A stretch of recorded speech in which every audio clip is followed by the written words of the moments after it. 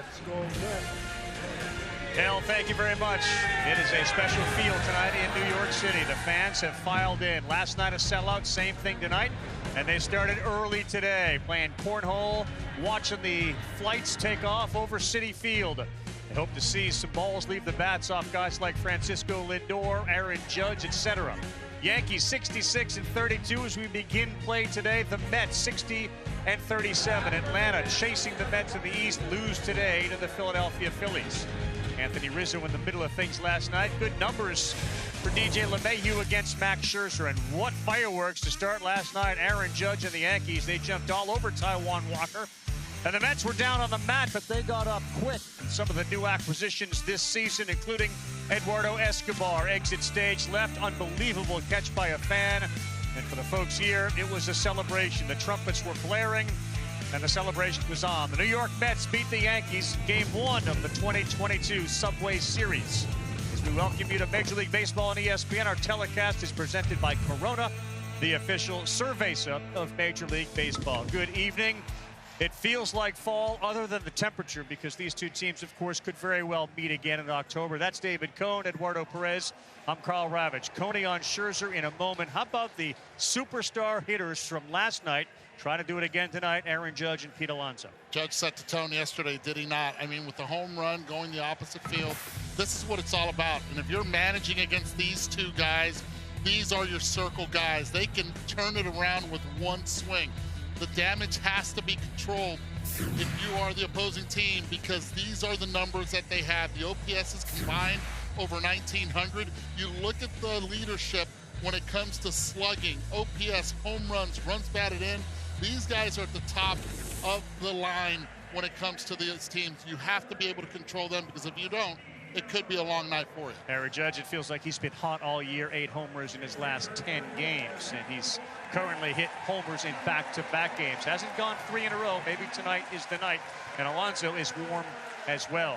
The pitching matchup is very one-sided. You got Domingo Germán making his second start, missed 93 games with a shoulder impingement. On the other side, a Hall of Famer in Max Scherzer, who happens to be celebrating his 38th birthday. Advantage Mets. Yeah, and Max Scherzer already, as you said, probably going right to Cooperstown when he's done playing, but he's a long way from being done.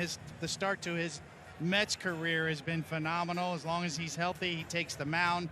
He does what he's always done. His stuff is not diminished at all. He's a member of the 3,000 strikeout club, but the thing that's notable about that is he's done it in the fewest amount of innings, 26, a little over 2,600 innings already, over 3,000 strikeouts. Nobody's in that category. Max Scherzer going to the Hall of Fame, as we said. And, of course, Domingo Germán won 18 games back in 2019, but since then it's been a bevy of arm injuries. Has made 1 start this year. This will be his 2nd start, still looking to see what he can get going. And they got a start from Jordan Montgomery that didn't last long last night. We'll see what happens tonight with Germán as we get set for first pitch. Telecast of Major League Baseball, presented by Corona, the official cerveza of Major League Baseball. On a night made for Max Scherzer, the Subway Series Game 2 when we come back.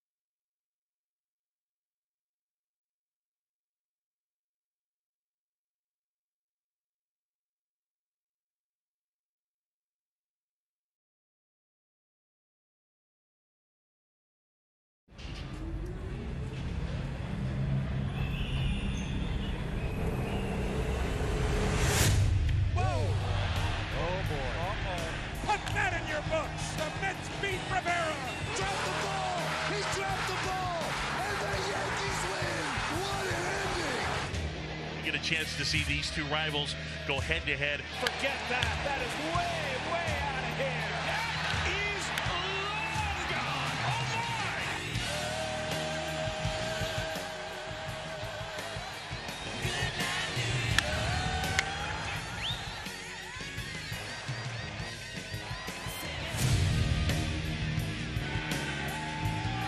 First Subway Series, 1997. First time these two teams have met in the series history, with both in first place outright. Sixth time both teams 10 or more over 500.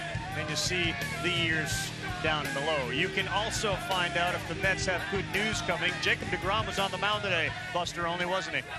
Yeah, Carl, we're just 6 days away from the trade deadline. The whole conversation around baseball is which players will the contenders add? Well, the Mets now know they're getting an ace next week. That would be deGrom, who started his for AAA Syracuse today. It was his last rehabilitation assignment. His final pitching line was kind of messy, 4 runs in those 4 innings. But Buck Showalter says he will rejoin the Mets rotation sometime in the middle of next week in that Washington series, Carl. They get the Marlins first. They're going to have to deal with Sandy Alcantara when that series starts, and then it is the Washington Nationals. And here you go. Max Scherzer signs that deal for $130 million. And as David Cohn said, he's done just about everything in his career except pitch in a Subway Series here at home against the Yankees. Check out the lineup that he's going to face. And, of course, the man in the middle of it is Aaron Judge. There's no Giancarlo Stanton, the tendinitis, and they hope to have him back once the 10 days are up on the IL. LeMahieu's got pretty good numbers against him. Rizzo hit a home run right behind Judge last night. Carpenter is in right field. Donaldson, Hicks in left. Karner Falef is at short, and catching tonight is Kyle Higashioka. All right, Coney, how has Max Scherzer evolved over the years? Well, I think his overall command has evolved over the years. When he was young, kind of a flamethrower, but he was all over the map in terms of his control. But not anymore. He throws any pitch he wants, anytime he wants. As you can see, that walk rate well below Major League average at 5%, and the K rate at 34%. This guy has not lost a step. And here's an interesting tidbit. So for the first time tonight, as you take a look at the most strikeouts in baseball history, and we go from 10, Maddox, to 16, Gibson, who he just passed. He and Verlander are slowly going to continue to climb this list. The note is Scherzer's going to use the PitchCom technology tonight. So in his hat, he's got a transmitter that will allow him to hear what pitch is being called. Why do you think tonight, and is there risk in that? It's the Yankees, of course. Watch out for the Yankees. Now, they may be the one team that might have something, so if you're going to try it, do it here. And, of course, hey, what a nice day. Sure. Little leisure day, little giraffe pitcher. Ferris Bueller's day off. Max Scherzer went to the zoo, fed a giraffe. And now the Bronx Zoo is moved here. There are plenty of Yankee fans at Citi Field. As DJ LeMahieu, the first baseman, will settle in. He's 4 for 9 of his career against Scherzer. And behind Max tonight, Escobar at third, Lindor at short, McNeil at second, Alonso at first. First pitch underway, strike 1, says Doug Eddings. Left to right in the outfield, Mark Canha, Brandon Nimmo, and Starling Marte.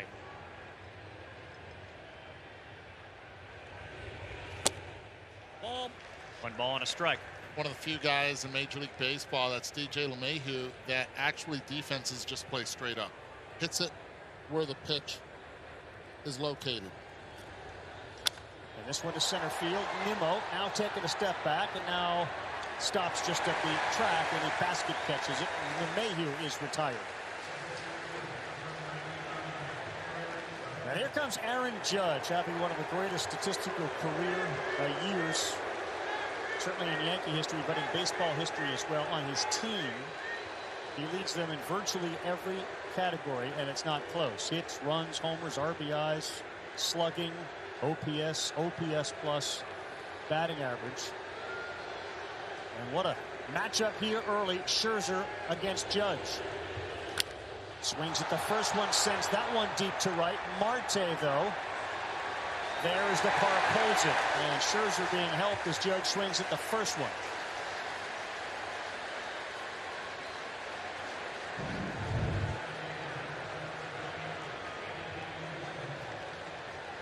Tell you what, that was the location where Aaron Judge loves to have it. Middle, up, right out of the get-go. Max Scherzer challenging Aaron Judge, just falling short of that 370 sign in right field. He found the sweet spot, just a little too high, the launch angle. Both balls so far over 100 miles an hour off of Max Scherzer. It's a big ballpark. Anthony Rizzo, the designated hitter. First pitch. Called strike. 94 right on the inside corner. Takes pause, does Rizzo. But Doug Eddings, no, maybe a little inside for my liking. Huge OPS plus, 36% above the average. Swings at the next one, pops this one up. The pitch calm and Max Scherzer appear to have had a successful top of the first. 6 pitches in the inning, and the Yankees retired at 1-2-3. That's coming up when we come back. Underway on a Wednesday night in New York.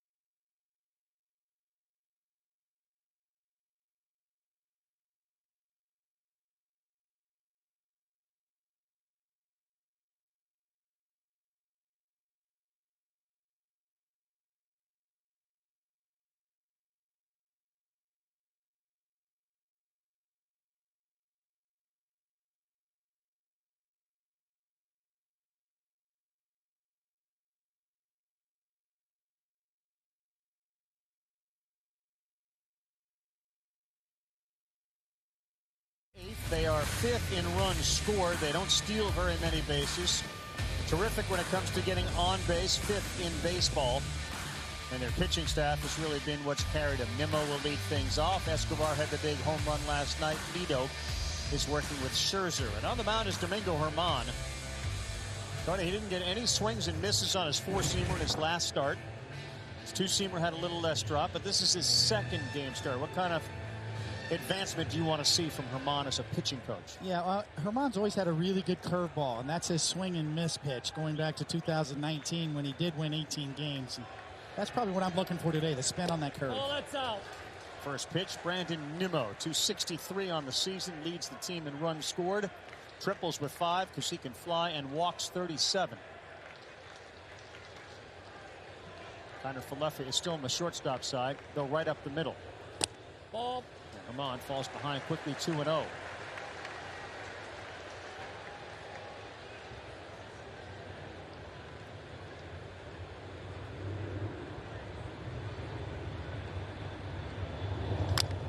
On the ground, fielded cleanly. LeMahieu is at first. He'll take it himself. And a ground ball out for Nimmo. You see him, virtually every night. LeMahieu's at first. Glaber second. Kiner Falefa short. Donaldson.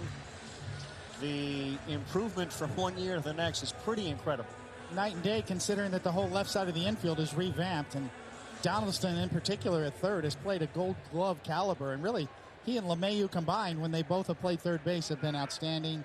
Falefa's moved well at shortstop. Glaber Torres back to second base, much better as opposed to shortstop last year.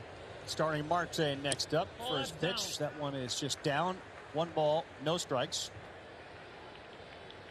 He's been terrific in the first inning, has Starling Marte, with a batting average over .570.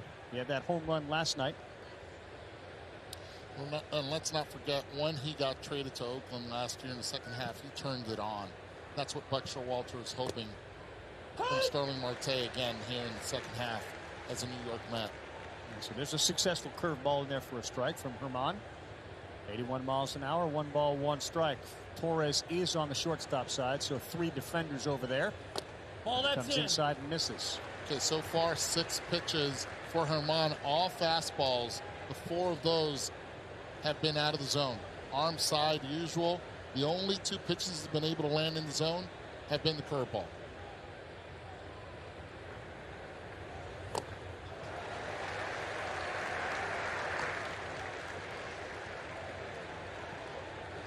It looks like Herman is not used to the pitch count either, as Higashioka's given signals traditionally. 2-2 count on the 2-hole hitter, Marte.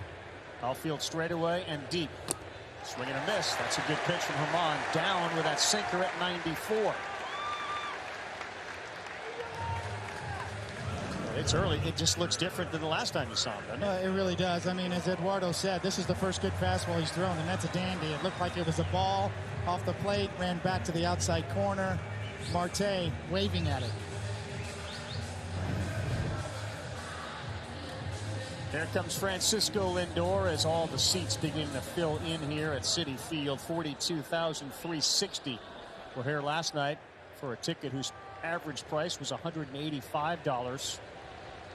And the first pitch to Lindor misses away, ball 1. Frankie, 250, 323, 431, slash line 16, homer 66.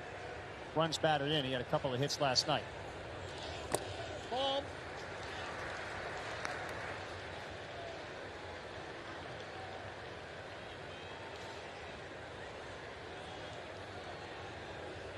Yankee shift against Lindor. Off speed. There you go. In there for a strike.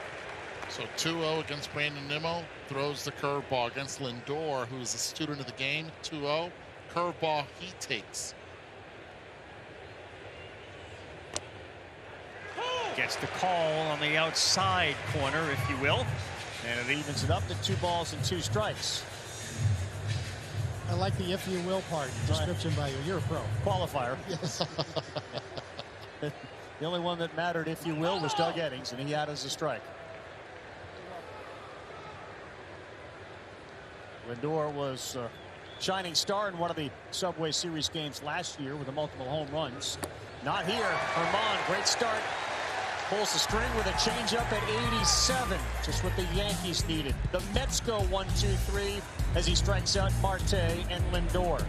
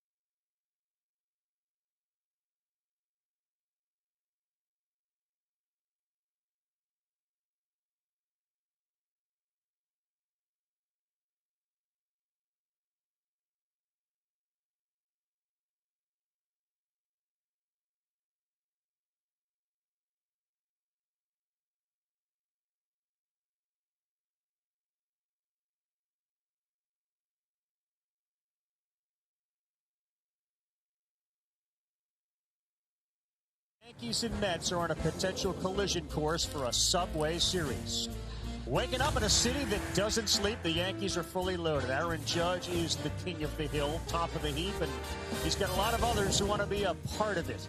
Judge and Stanton lead an offense that scored more runs and hit more homers than any other team in baseball, and their arms, they are making it there in practically anywhere, right through the very heart of every offense that they face. And if Jay-Z is the new Sinatra, well, then the Mets are what dreams are made of. Big lights inspire Buck Showalter and his boys, Scherzer, Lindor, and Diaz. They are loose. They play hard. They play fast and without a care, and there ain't no one else showing up with a polar bear. So now, as the songs say, these little town blues are melting away. It's up to you, New York Yankees. It's up to you, New York Mets. And the table is absolutely set for what should be an outstanding Dog Day month of August, September, and then October. Max Scherzer threw only 6 pitches in the first, fewest of any hitting this year, and now it is 1 ball, 1 strike to Gleyber Torres. What happened to all the fireworks you guys had last night here? That's Quiet first. it's like a boxing match last night's first inning. Next one from Scherzer misses. Gleyber Torres, second baseman. 18 doubles, which is tied on the team for high. 15 homers, 43 runs batted in. They play Torres straight up. That's in.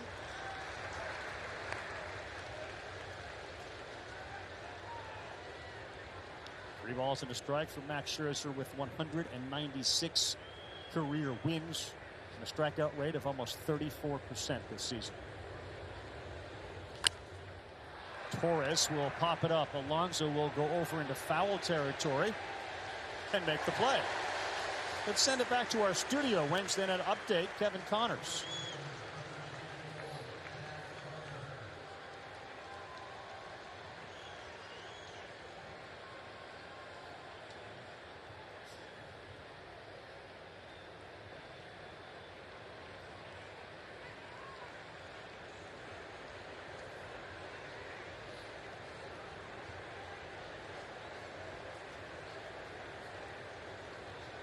Yeah, and that leads to the trade deadline conversation. Thank you, Kevin. You take a look at the standings in the NL East. It is the Mets 2.5 clear of the Braves, who lost. Spencer Strider was crazy good again last night. He really was. 100-mile-per-hour fastball up in the zone. Gets those chases. The off-speed pitch works just as well. That guy just throws bazooka balls right at the top of the zone. The right-handed version of Billy Wagner. He's not a big guy at all, and he can throw seeds. Good pitch from Scherzer, evens up the count against Carpenter. 1 ball, 1 strike, the right fielder for the Yankees. And then he just nailed the fastball in the bottom of the strike zone at 94. Definitely an old school night. We're going signs on both sides. Nobody wants to use the technology. As Buster had reported earlier, he said, hey, Max Scherzer's wearing that pitch com. Now maybe he's getting double dose, got a pitch com, and he's getting the signs. Or he tossed it before he got to the mound. He strikes out Carpenter for a strikeout for Scherzer, and we get an update from Buster. Yeah, Carl, I've wondered that too. The person who told me that Scherzer was going to try the pitch-com device for the first time tonight said, well, what's the over-under on how quickly he gets rid of it? Because Max is so famously old school. And as you say, Nito is giving signs to Scherzer so far in this game. He is wearing the pitch-com device on his right leg. I'll tell you what was old school, that changeup right there. I mean, that was the first changeup he's thrown in the game, and it was a nasty one. So is he checking boxes, Coney, as a pitcher? I do have that. That worked really well.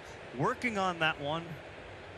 Yeah, this guy shows up ready to pitch. His stalking around the mound is definitely on point tonight. Josh Donaldson next up. And Max Scherzer starting to pound the strike zone against Donaldson. 0-1, 225 on the season. He's got 9 homers. 35 runs batted in.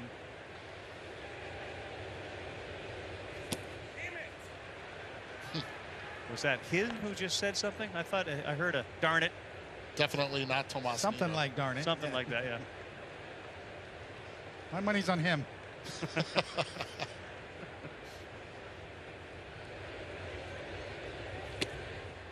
You think about it, and you've been in a lot of these, World Series, Subway Series, but just Subway Series.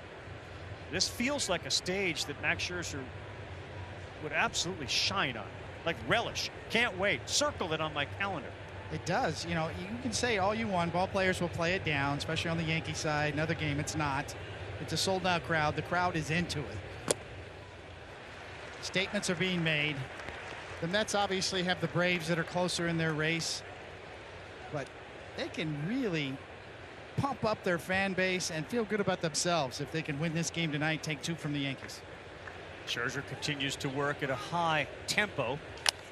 And Donaldson ahead 3-1, pops it up.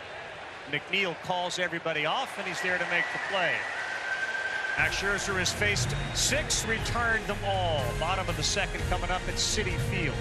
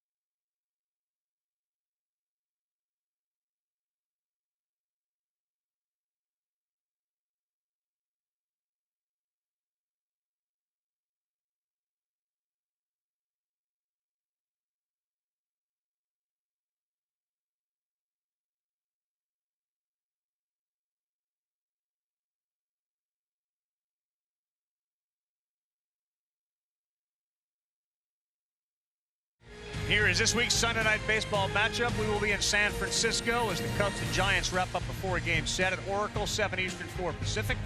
It's on ESPN Deportes, ESPN Radio. We'll start at 6 Eastern, 3 Pacific. Baseball tonight, Sunday Night Countdown.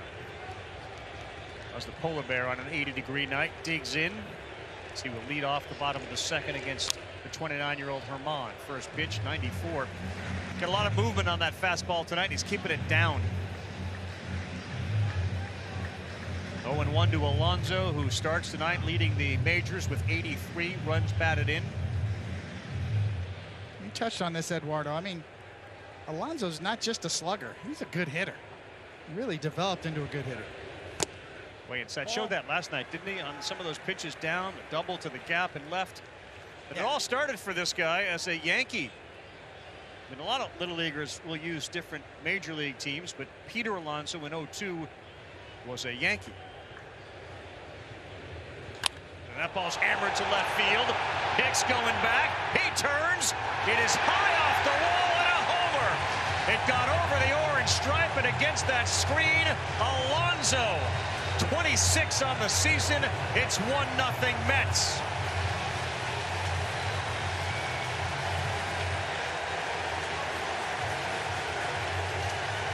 How about Pete Alonso? It was Aaron Judge yesterday in his first at-bat that set the tone for the Yankees as the Mets responded quickly. This time it's Pete Alonso in the bottom of the second inning, no one on. And he gets that, a hanger. Hits it out in front, and with the strength of Pete Alonso, he doesn't need to get all of it, just enough, and that's exactly what it was right there. Here's Daniel Vogelbach, strike one. See that yellow line atop the wall. It went over that, hit that screen just above it for Alonso's 26th. Herman misses to Vogelbach, just recently acquired the designated hitter. Trying to add some thump in that role behind Alonso. You talk about guys hitting balls over 100 miles per hour. Pete Alonso's home run was 97 miles per hour off the bat. You talk about a spinner. It's exactly what it was, but it got pretty much on the label area. Just shows you the strength. 369 feet. All right, so you go back to that pitch, and you're the pitcher. At what point do you say to yourself, "Uh-oh," like you realize I left this in a spot where I may get hurt? Think about the point Pete Alonso's eyes opened wide when he recognized that spin. I actually gave up a home run to Nomar Garciaparra, and that exact thing happened to me right before he made contact. I saw his eyes just light up. Pete Alonso's eyes on that one told a story. I think Nomar saw your eyes light up too when you hung it. Oh. Absolutely. He did not miss it either. Neither did Pete. Vogelbach is obviously a threat to hit it over the wall, but Vogelbach, you mentioned Alonso's a really good hitter. Vogelbach is terrific when it comes to the strike zone. And he's worked a 3-2 count. And how about that? Laid off that. That's what he does really well. Now, as a DH, he'd like to swing a lot and hit it over the wall, but he realizes I can be of value too, like I have been my whole career, by getting on, and he draws a walk. Yeah, he just has a really low swing rate. Takes a lot of pitches, waits for a good pitch to hit. Serves him well in an everyday role when he's getting 4 at-bats. As a pinch hitter, a little different story. And here comes Mark Canha, and we'll just dispense of this right away, because Sunday night when he was wearing the microphone, we got into that question about the pronunciation of his name. He started to explain to us the Portuguese heritage, and it's really Canha, but since we've been in America, our kids have been raised this way. His wife came out and said it's Canha, and that's it. And of course, we're going to abide by whatever Marcy says. So it's now Mark Canha. We're not going to revisit that again. Over, as she said. Ended. Unless they go to Portugal, right? Unless they move to Lisbon. Canha followed by McNeil and Escobar. The Mets lead at 1-0 on an Alonso home run. Wow. That's big time movement there. That's a 93-mile-per-hour pitch that had some really good drop to it.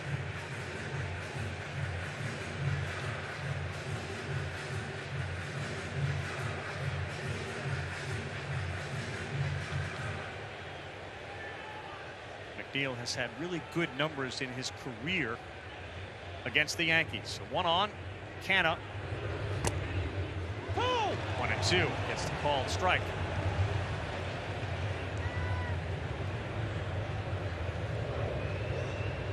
There's lots of different ways for hitters to object to calls, Eduardo, as you well know. And body language sometimes just tells the umpire all you need to know. And Buck Showalter was speaking out loud from the Mets dugout as well. Can you repeat what he said?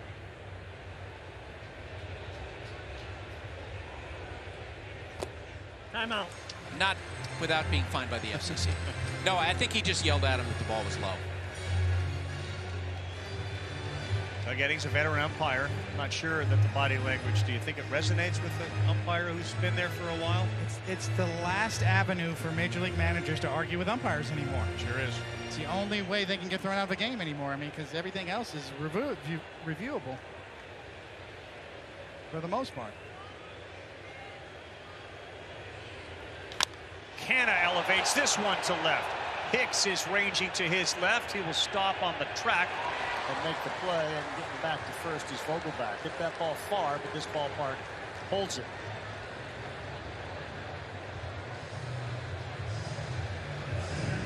Let's get some numbers on the Alonso home run. How about Pete Alonso here? 97-mile-per-hour exit velocity.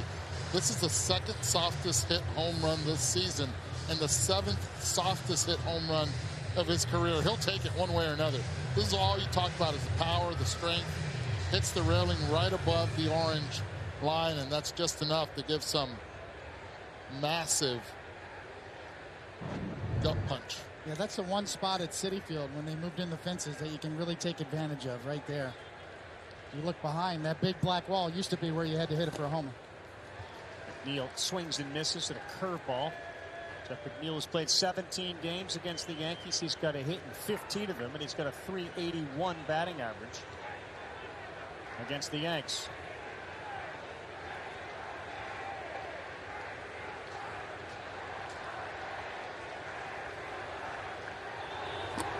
Timeout. You mentioned the idea that a manager, the last bastion of his ability to get out there and just air it out with an umpire.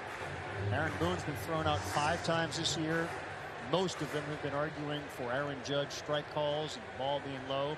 Buck Showalter hasn't been thrown out once this season.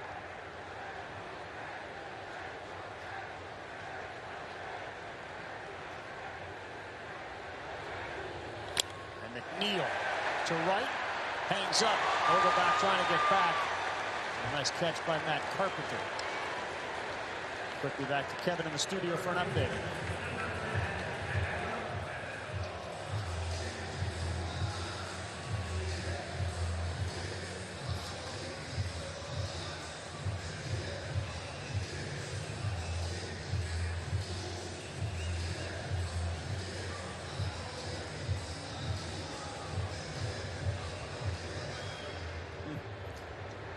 There's some routing Tellez and Daniel Vogelbach and vice versa. That's the kind of stuff that the Mets are hoping Vogelbach can bring. And Tellez has had some real peaks and a few valleys this year. And how about the New York Yankees now with Eduardo Escobar up? They have gone to a 4 outfielder defense. Herman throws it in there for strike 1. So 4 outfielders on the 20th pitch of the inning from Herman. Gleyber Torres on the far left, guarding the line almost. They're trying to hide him over there. Well, he did have a play in Baltimore where they had him over towards the gap and wearing that second baseman's glove. Kind of missed a ball close to the wall. It was not an easy play. We see Gleyber there. Is Escobar notoriously a fly ball hitter? Why 4 outfielders with Eduardo Escobar? The algorithm never lies, Carl. Has to be the reason. Probably different from the left side than the right side. Can I throw out that theory, guys? Yes. How about the fact he doesn't hit a lot of home runs, right? So if you're basically guarding against a double in this situation, put 4 outfielders out there, what do you think? That's part of it. Play the no doubles with 2 outs. Had the homer from the right side last night. Herman elevates, and it worked. Got in the head of Escobar, the 4 outfielders. Nothing got in the head of that guy, Pete Alonso. It was a double last night, and it was a homer night to get things rolling. It's the Mets 1, the Yankees nothing. Scherzer back in the bump after this.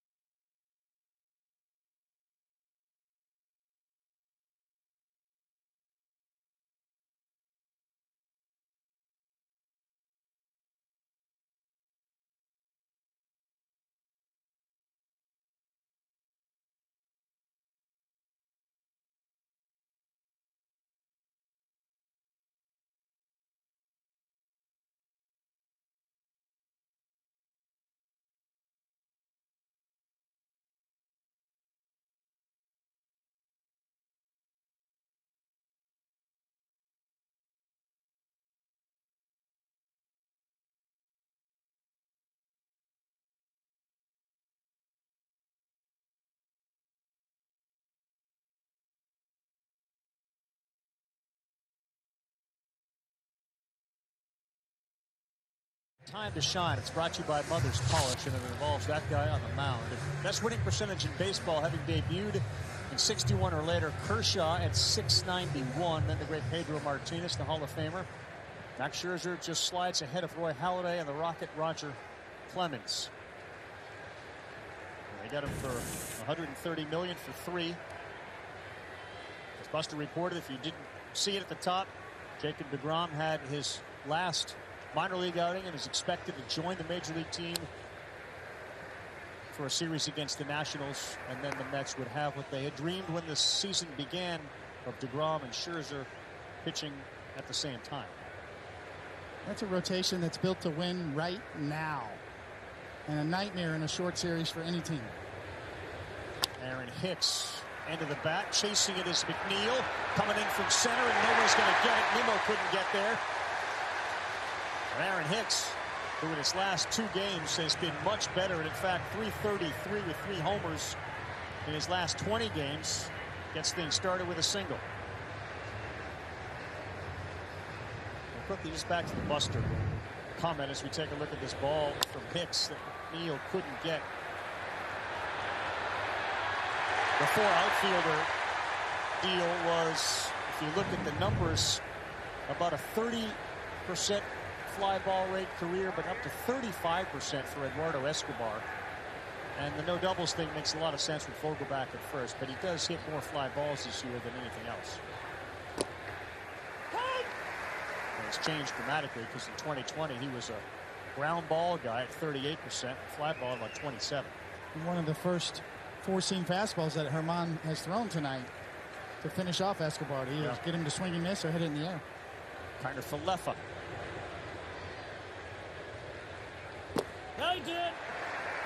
Eddings calls it himself. No need to check with the umpire on the swing. It's 0-2.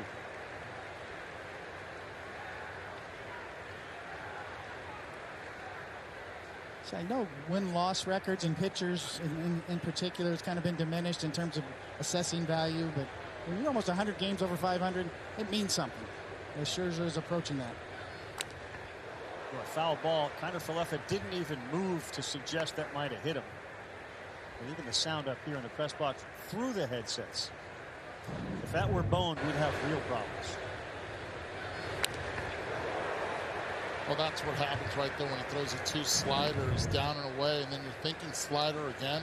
Comes up and in with a fastball. Let's see what Mets goes with here. Oh, that's outside. Close, but he missed. Looked like Isaiah was sitting slider, and he was fortunate that that fastball was out of the zone. Anything in the zone looked like it would have been called strike 3.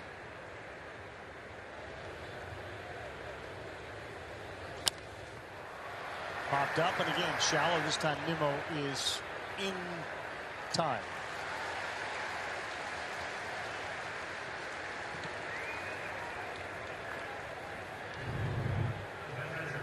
Well, with Scherzer, it's not just stuff, which he has excellent stuff, but it's also the timing mechanism that he can throw off with his repertoire. And you look the differential at the arrival times. The front one's LaGuardia Airport, the second one's JFK, and then all the way back here, Chicago O'Hare with the curveball. Where's Newark? Scherzer has gotten all sorts of balls tonight to be hit up in the air for outs. There has been a strikeout, and everything else has been in the air. Hey guys, an update on the pitch comm. I noticed before Higgy stepped into the box, Nito actually used the pitch comm to communicate with Scherzer, and then he bent down into a crouch, and now he's giving signs the way catchers usually gave him in the past. And remember, you can record anything you want on that pitch comm, so not necessarily it has to be that pitch. It could be a game plan or something else that Nito and Scherzer just want to be able to communicate with each other. I mean, like literally just sending text messages through times with a runner at first base. I think what we saw in the All-Star game is the future with Nestor Cortez and 100%. Trevino. Talk to each other. Let the pitcher have the control. 0-2 to Higashioka. Throw behind the runner, and he nearly got Hicks. I was in the clubhouse and I saw Trevino, and I just said that was so great, and he loved it. He said, by the way, if you need me anytime to do things like that, so you take a look at Hicks. Close, but he did say, I was a little worried at one point that the batter was hearing what I was saying, and obviously in a regular season game or playoff game you've got no chance, but he did have that in his mind as he and Cortez were going back and forth. Higashioka, right center field and shallow. Nimmo coming, so is Marte. Marte slides and makes a nice play. I think Nimmo got a great read on that. Marte charged from right field to make the play. And I wonder if Nimmo had lost the baseball once he went towards it, because it just seemed like he was going to be the one that was going to catch this. Comes in, he gives up, he looks over to Marte, and Marte just turned it on with the afterburners.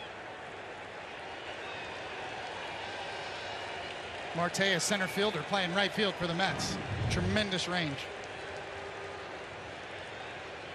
He's been really good. He took the All-Star game off, even though he was there. And by the way, very active when it came to Pete Alonso and the home run derby and cheering. I mean, he was as active as anybody, but he didn't play.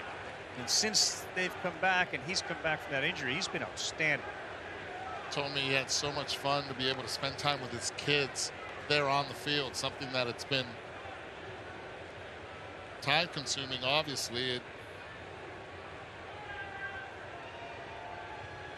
couple years ago he had lost his wife. Yeah.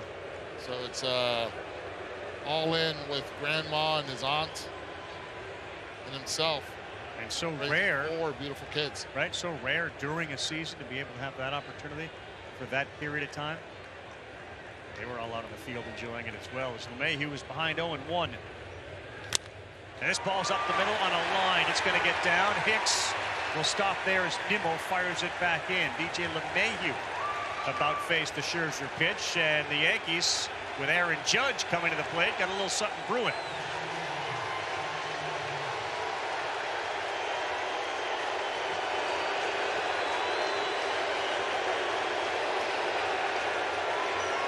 Pete Alonso made the first statement.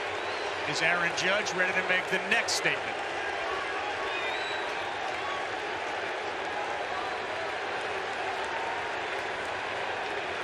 Crowd very aware of this matchup and who's at the plate.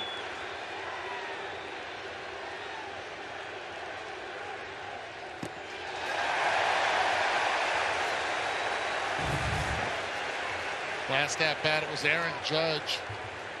Seen one pitch, and it was a fastball against Max Scherzer with no one on. This time, 2 runners on. Max. These are high leverage situation and pitches for Max. Going to the slider, first pitch.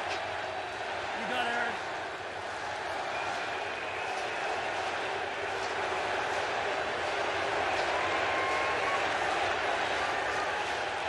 Third inning, it's 1-0. And it feels like the 8th or 9th inning. Yeah, the dueling banjos going between let's go Mets and let's go Yankees. Ball that's down. It was down. It's 1 ball, 1 strike. It's a great take. That's what I remember of the first Subway Series in 1997, was that effect where there's half fans on each side, in particular Yankee Stadium, with this going on. Back and forth. Just a couple of RBI shy of Alonso. For the major league lead is Judge. Alonso already with a homer. Swing and a miss on another tight slider from Max Scherzer. Max knows one thing. He cannot give in here. Aaron Judge with 2 strikes since the start of last season, 30 home runs. Judge is 2 for 7 in his career with a double and 3 strikeouts against Scherzer. He flew out to right his first time up on the 1-2. Ball that's down. That was down. Looked a lot better up here, but the changeup was below the strike zone. It's 2-2. How about his 2 takes already for balls to even up the count? Well, that's the book on Judge. The one pitch he has had trouble with was that particular pitch, the changeup, especially righty on righty. And you're right, Eduardo. Taking it was outstanding. Got a pitching machine underneath Yankee Stadium, though, that he can crank up to 100 and just bury sliders against him as he continues to work on hitting not only the off speed but the breaking stuff. 2-2, 2 on, 2 down. Got him, swing. Rooting for the Mets loves to see that. Max Scherzer picks up his 2nd strikeout, and he wins that battle. 2 men left stranded. Well, when the tough comes up, Scherzer gets even better with high-quality sliders.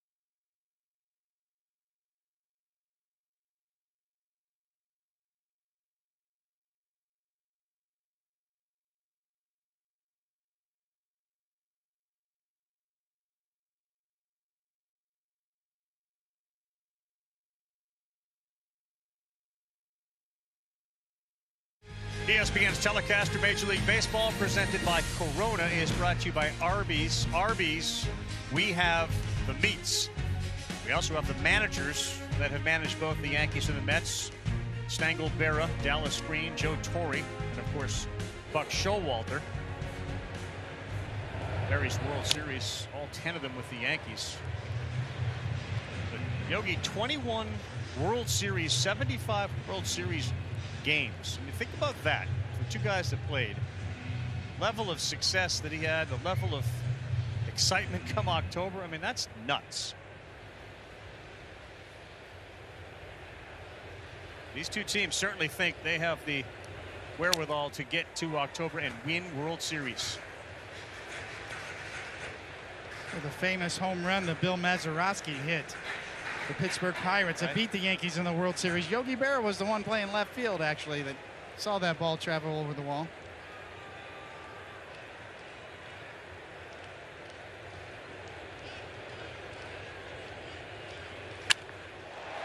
Left field, Hicks going back. He's not going to be able to get that. How about Thomas Nido into second? He's there with the double. And that exploded off his bat. Any production you get from the bottom of the order is a plus for Buck Showalter. Gets a fastball that was supposed to be away, ends up getting too much of the plate. Tomas Nido, it's a good leg work behind it, stays in the zone. In the outfield playing him to go the other way. This one in the gap. Aaron Hicks is not able to get there. Now in runners in scoring position with no outs. Yeah, back to the top of the order with Nimmo and then Marte Lindor. Chance for the Yankees. Donaldson is way in on the grass. And Mayhew just on the edge of it. A little surprised that they're playing this close in the bottom of the third inning. Brandon Nimmo looks like they're having issues with the pitch count.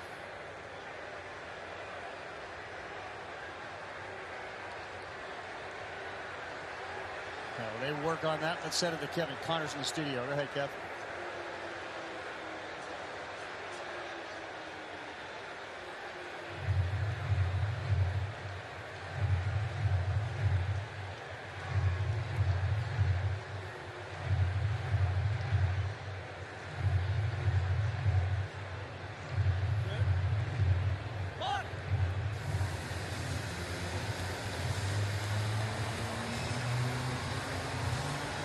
next Monday, we're going to have the Astros and Red Sox. Buster, quickly, what are the Red Sox going to look like on Well, Monday? Sam Kennedy, their team president, Hein Bloom, head of baseball operations, told reporters yesterday, we haven't thought about trading Xander Bogaerts. We haven't thought about trading Rafael Devers. Other teams say they are talking about J.D. Martinez. Well, if that's the case, then the Mets would probably be one of the teams interested. Is Nimmo down the right field line, And that's foul. Right? I mean, they're looking for a bat. J.D. Davis has been the DH here. They bring in Vogel back, but boy, how would J.D. Martinez be in a lineup? Yeah, DHs are in vogue, and both leagues have the DH now this year.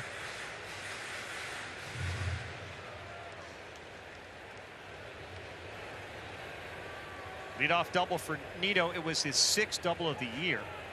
Nimmo now with nobody out. He got jammed. That's on the infield. Donaldson is there. And an easy one. Good job by Herman to get a big out. Yeah, you could say great job by Herman right there. And Brandon Nimmo's one job was to move that man that you see on the screen to third base with no outs. You know, he's going back to the dugout upset that he fell right in the Herman trap.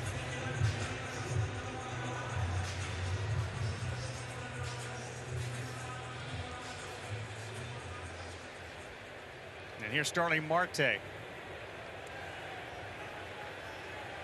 Leads the team in batting average. Alonso's the guy that gets the headlines with the homers and RBIs, but just under 300 when the night began. Marte, the first pitch, lifts the arms up for ball 1. I love his style of hitting, Eduardo. Just lift up the heel, no stride. And that's really hard and difficult to do. And I've had conversations with Chili Davis, who, when he got to the big leagues, he used to run really well. Then when he slowed down, he said he would have better leg control, meaning it would translate into actually better consistency at the plate. The faster the runner is, the faster your twitch muscles are when you're hitting. Starling Marte has been able to control his bottom half really well and be a consistent hitter the last few years. Yeah, his whole timing mechanism just in his front heel. Lift it up, drop it back down, and then fire. So many batters have that leg kick. And planting and driving as Marte pulls that one foul. The key. Herman in his first start, 3 innings, 5 runs against Houston. He gave up back-to-back shots to Jordan and then Alex Bregman. At what point do you start judging and saying, you know what, there's some growth here. I'm seeing an improvement. When do you do that? How many innings do you need to see? He's already much better in his second start here, and you really do need to be patient. This guy's been out a long time. He's had some arm issues. He's had problems off the field as well. Domestic abuse issues. That's impressive. How about coming back after the leadoff double to get the next 2, including the strikeout of Marte, who's 0 for 2 with punch-outs both times. But this is the pitch that I key on, because that's a separator for Domingo Herman. He can throw that high-spin curveball and get those kind of swings on it. Everything else kind of falls into place for him. 8 swings and misses tonight for Herman. We mentioned no swings and misses on a 4-seamer his last start. Here's Lindor. Nito is still at second base, having led off with a double.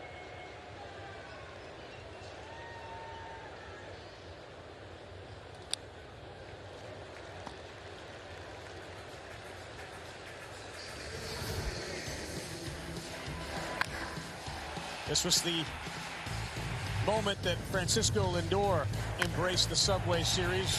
The Met fans said, we get something special. He went yard not once, not twice. But while he was talking, he was also doing damage. 3 bombs in that game. And he was in the middle of a lot of stuff last year in the Subway Series. That's down. I still don't think the Mets fan base has seen the best from Lindor yet. Those who saw him in Cleveland or played against him in Cleveland know this.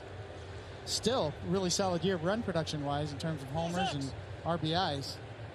Much better at defense at short this year as opposed to last as well. But he's got more in the tank to give. I think when they went out and they ended up getting Starling Marte, they went out, got Mark Canha and Eduardo Escobar, just eased the situation. And by the way, Max Scherzer also helps. Lindor towards the seats. Donaldson's over there, but he's got no chance. And Hermanas battled back. The leadoff double by Nito, and now ahead 1-2 against Lindor with Alonso on deck. I love what he's doing with Lindor so far. Last at bat did not show Francisco a fastball. So far has shown 2 fastballs and a curveball. It was mostly changeups and curveballs. First time when he got him out via the strikeout.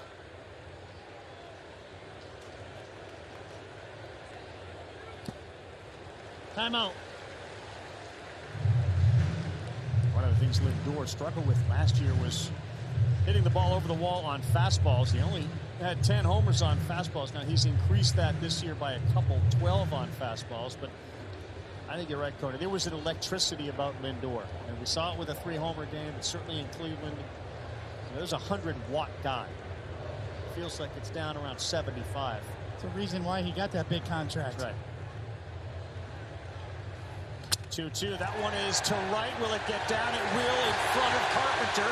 Rounding third. Not a great arm from Carpenter. An RBI for Lindor. It's 2-zip as he plates Nito with 2 down. A big 2-out, 2-strike hit, and an RBI for Francisco Lindor. It's exactly what you're supposed to do with 2 strikes. Just protect. Ends up getting an 81-mile-per-hour curveball. That was borderline, and Francisco did not miss it. Hit it off the end of the bat, broke his bat. But what I loved about all of this was he understands who's at second base. It's Tomas Nido. A lot of runners end up trying to go to second to get this ball cut. He knows also who's in right field. Matt Carpenter, not a strong arm. He knows Tomas Nido with the secondary lead that he should get. Ends up scoring easily. He stays at first, and now he's in scoring position, even at first base, with Pete Alonso at the plate. Alonso a home run, his first time up, 26th of the year. Oh, that's it. Herman works inside off the plate, ball 1. Alonso's now got 9 hits in his last 10 games. He's well over 590 as a batting average in his last 5 games. And on this homestand, he's got an OPS creeping towards 2,000. Popped up high, Higashioka. And LeMahieu, and it's LeMahieu. Alonso retired. Herman's been very good, especially with his strike-throwing ability. It's still the Mets now, 2-zip through 3 at Citi Field.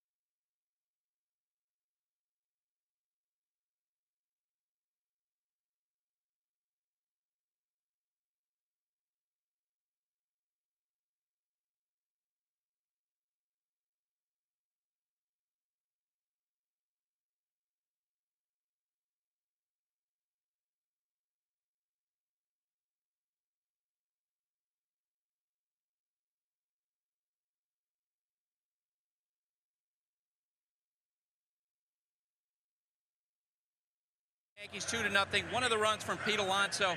Buck, what distinguishes his power from that of other home run hitters? Well, there's an old expression, country strong. You know, Pete, he knows who he is. And I tell you, he's a good hitter, too. You know, a lot of people think he's just a guy that collides with the ball. He's not a collision hitter.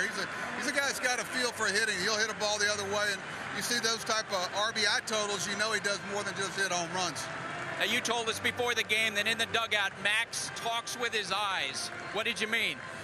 Stand right here, you'll know what I'm talking about. No, it's a great communication. He's an honor to manage because you just kind of follow his lead. He's earned that, and he's shown you a great body of work by doing it. So it's about trusting players, and he's easy to trust. Buck, thanks. Carl, back to you. All right, Buster, thank you very much. Showalter's team up 2-0, and Scherzer ahead of Rizzo 0-2. Talk game planning, Cody. When you went into a game, your game plan, and how exact a science was it? Did you have something on every hitter and the way to execute? Because it strikes you watch Scherzer first pitch, breaking ball right over the heart of the plate, which means he's thinking along or ahead of Rizzo, who hits this to center, and Nimmo will make the play. Talk about game planning for Scherzer. You know, with a guy like Max Scherzer, there has to be a balance, because there's so much information nowadays. He can get as much as he needs or wants, but sometimes that takes away from your own strengths, and you pitch in a defensive manner. And with Max Scherzer, that's exactly the opposite of the way he goes about it. He's going to pitch to his strengths and make the hitters adjust to him. Now, you think because he's a veteran and has done this so long and has had such great success as he gets ready to throw to Torres, he can edit what he wants? Like, I thank you, that's a little more than I need, or I appreciate that, now let me do with it what I want to do. Whereas opposed to a younger pitcher, a Bassett, a Tyler McGill may do something different with it. It's a great way to put it. Yes, Max Scherzer has veto power, right, as right. Buck Showalter put it that way. Now, we saw earlier, though, that he's definitely got some information trying to attack Judge with a changeup that Judge took, and that's definitely coming from the scouting reports on what Judge hits and what he's had trouble with. Torres to right. Marte will stop and watch it go into a hand of a fan.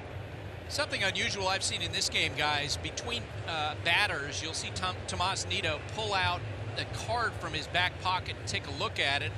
Kind of wonder if he's reading from some of the notes that Scherzer gave him before the game. I would say 100% on that. Liner caught. Eduardo Escobar got a good read. It was not hit very hard, just 83 miles an hour off the bat.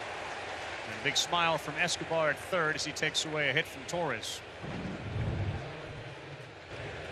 Yeah, off-speed pitch and pump back line drive. Easy snag for Escobar. There's the other number so far on Scherzer for those watching at home. We've got 2 outs in the 4th inning, 46 pitches. There's yet to be a ground ball out report. Everything has either been in the air or just there on the line. What does that tell you? It tells me his stuff's pretty good. Maybe another one. No one's there, though, and it's the left fielder coming hard. He now puts the brakes on. And Mark Canavere. Max Scherzer slicing through him. 9 pitches this inning. He had 6 in the first.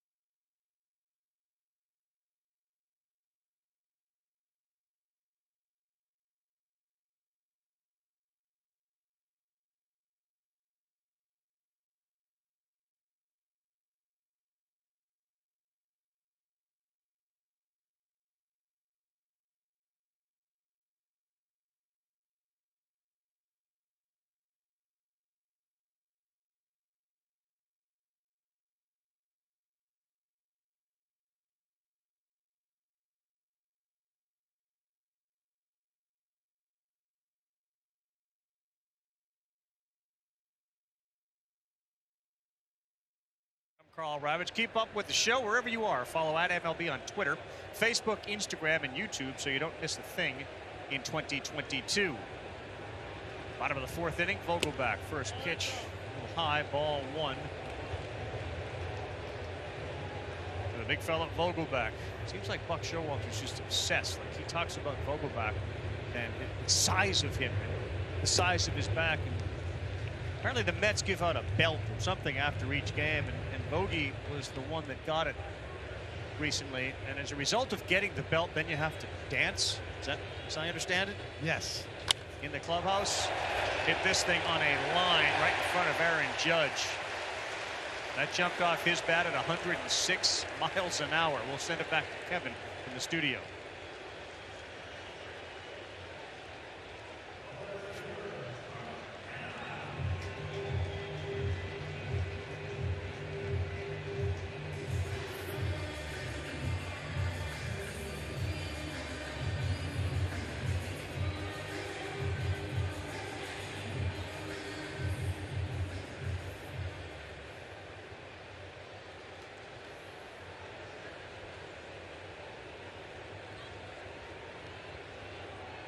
Yeah, that's a name we're going to hear a lot about with the Marlins, J.J. Bleday. There's a bunch of Marlins who are going to eventually become household names, and he is one of them, the former Vanderbilt outfielder.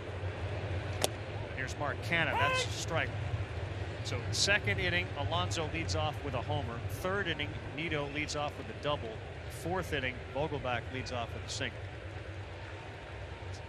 Dangerous recipe for a pitcher to have the leadoff man aboard.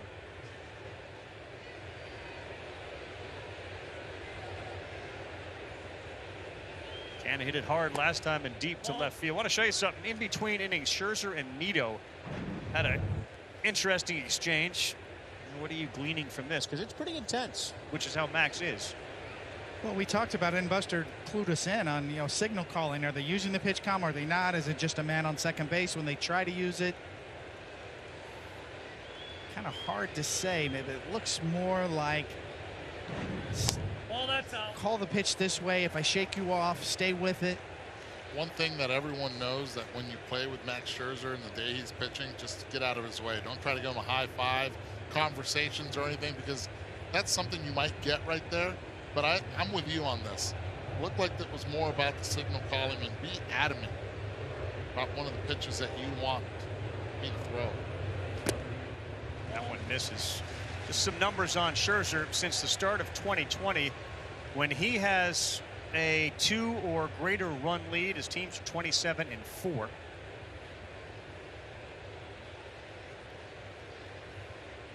obviously with what he's doing tonight and the early lead, it would portend for good things for the Mets. Leadoff man on for Canha and a 3-1 count.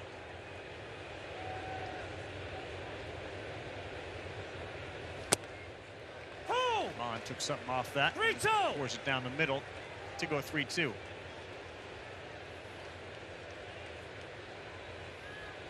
McNeil followed by Escobar. The other part of this atmosphere. And last night was a little different, given the runs and the blows that were delivered in the first couple of innings. But a lot of these Mets have never experienced a Subway Series. Alonso hadn't experienced a playoff.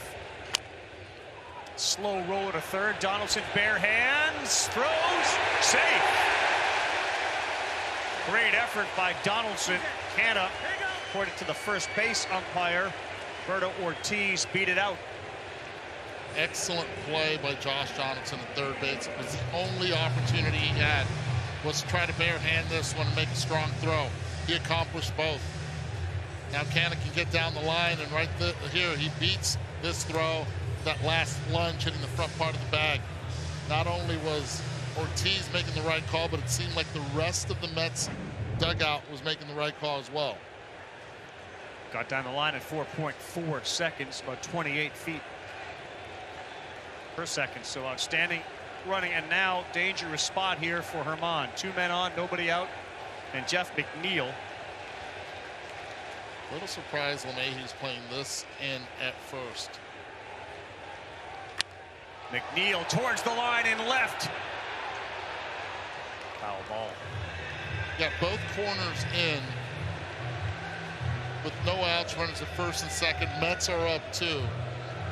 But with Vogelbach at second base, you just do not think that Buck Showalter would put the bunt play on with not a lot of speed at second.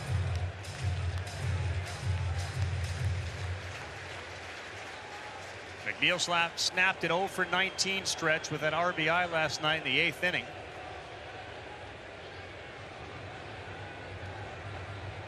At one point, he felt like he'd never get another hit.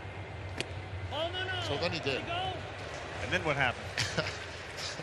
So it's a pretty cool story, and you can piggyback on this from Buster, but Jeff McNeil told the skipper, Buck Showalter, said, man, I don't know. He goes, hey, you might not win it with your bat, but you can win it with your glove. He goes, I don't know, Skip. He goes, give me your bat. He rubbed it, ended up getting a hit. When Buck came back from the presser, all of McNeil's bats, all of his bats and the bat bag were actually in Buck's office, and he said, why don't you rub all of these as well? That's what it looked like in Showalter's office just about an hour before the game. They're all there. No knobs on each one of them. I've said it before. It's the Clemente model that Jeff McNeil uses. It's not very superstitious, no. No. No one in baseball needs a manager to rub the bat. That's outside. If you're going to be superstitious, a lot of former Mets have been superstitious in the past, starting with Turk Wendell. Really good numbers with runners in scoring position for McNeil, a .333 average. Twice what he had done last year. Got a chance here with Vogelbach at second, Canna at first. Already 2-0. Bottom of the 4th, the next one. In the center field, Judge is there, and there's no chance for Vogelbach to advance. There's one down. Want more stats? Just ask Siri who leads MLB in home runs.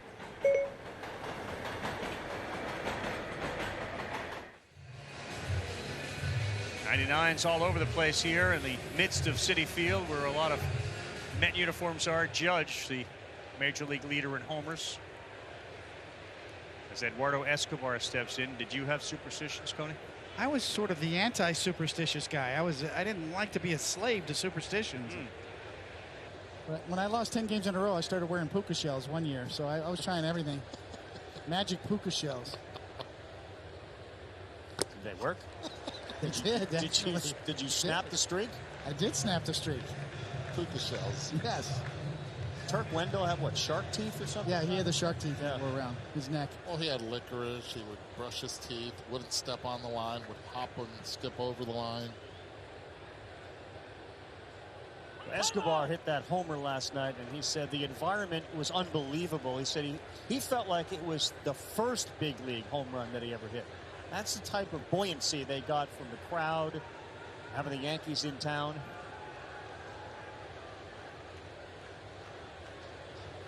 So it's amazing how hitters lean on their bats so much. Eduardo Escobar, before the game, got a boatload of bats that he had in his bat bag and hit the ball out. And if you see the catch there in left field by the fan, but most importantly, he said, from now on, I'm using those models from that home run. And the other ones, he just put them away. Did any team try to find out who made that catch and at the trade deadline try to acquire that guy? Swing and a miss. Did you see that live when you were doing the game? Because I saw it. I was texting Andy Jacobson, our producer. I said, did you see that catch? It was kind of glossed over. I'm not sure. And then you started to see it on social media. A good-looking changeup from Herman. And yes, and Carl, to your point, on social media, the guy had a Yankee hat and a Met jersey. Yes, he did.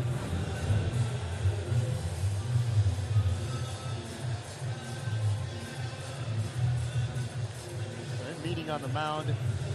Ken is quiet. You know how hard this ball was? Over 100 miles an hour off the bat of Eduardo Escobar. And I believe there's a glass of something in the right hand. He holds on to that without any issue. Look at everybody pointing at that dude. That's a big guy out there. That is. Good hops. Is that a 47? Is that a Jesse Orozco jersey? Absolutely. Yeah. The old racing stripes, the 1986 unit. Yeah.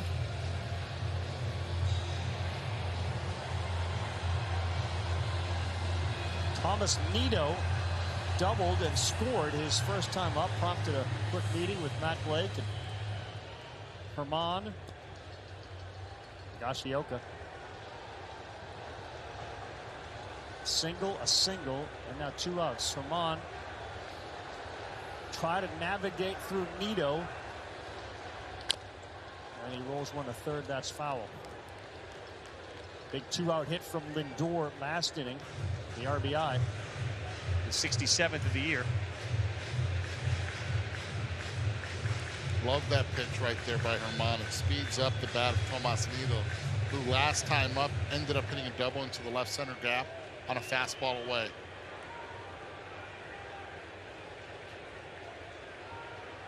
Herman ready. Off his foot. So with Nido with the plate, I mean, this is rumor time too. Buster, Jeff Passan, all of our insiders, Tim Kirkshin. One of the things that kind of cropped up was maybe Wilson Contreras, Dave Robertson package. Get a little more offense here. They have just gotten nothing from McCann, Nido. Their OPS by catchers single season in Mets history. It's at least why you look. And they got a kid down in the minors who is likely going to be an offensive star. And if we ever get to an automated strike zone, as Buck said, Alvarez will be up here tomorrow. We don't have that yet. Nido is gone. They will strand 2. It's a good job by Herman.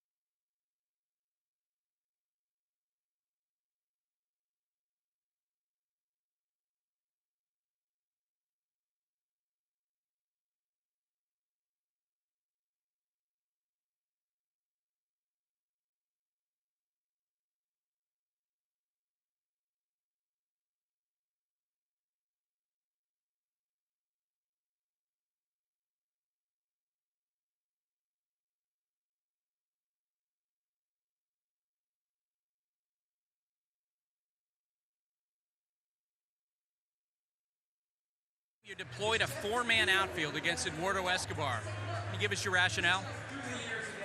We think he's inclined to hit the ball a little more in the air in that situation. 2 outs, just trying to prevent some kind of, if he does get the ball in the air, that extra base, allow him to score that run. All right, what kind of unique challenge does Max Scherzer present for your hitters tonight? What do they have to do?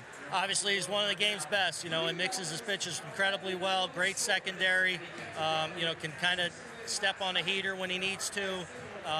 And obviously just all kinds of experience that allows him to do a lot of different things and get you out some different ways. So we got to keep plugging away. Feel like we've had some decent at-bats. We've gotten some good swings off on him. We just missed some to the outfield, but so far he's ahead of us. Booney, thanks. Carl, back to you. Donaldson up first, and there's one that will bend your knees. 85 after he missed badly with a slider. It's now 1 ball, 1 strike. Donaldson, Hicks, Kiner, Falefa in the 5th inning. Max Scherzer working quickly and working very effectively. Ball.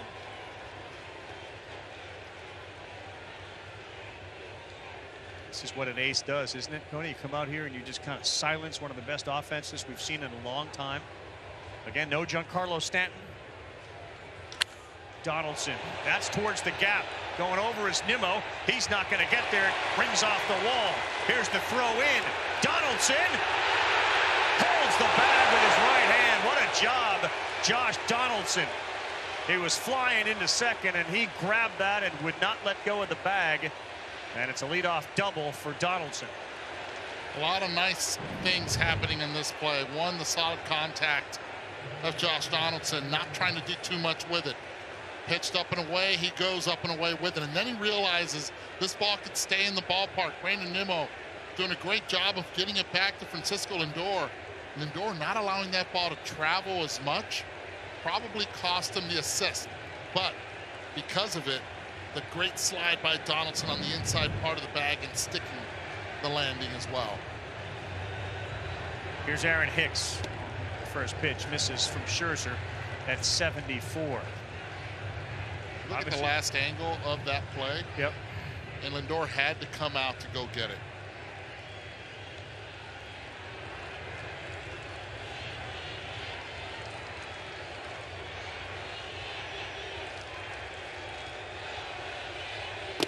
Way inside. That's 2 balls, no strikes. Yeah, I mean, in this part of the ballpark at Citi Field, that's it's hard to leave there, but the metrics tell you that in 9 out of 30 parks, that would have been gone. 107.4 miles an hour off the bat, just absolutely blistered by Donaldson. Hicks swings at that one 2-0, and he fouls it off. That was the first 2-0 count for Scherzer. You gotta be careful. You gotta pop a shoulder the way that Donaldson was flying in the second, then grab that bag. And we saw it on Sunday night. Remember, Lindor held that glove on Ruiz, the rookie, and he popped off the bag with his foot for what was at that point a pretty big out.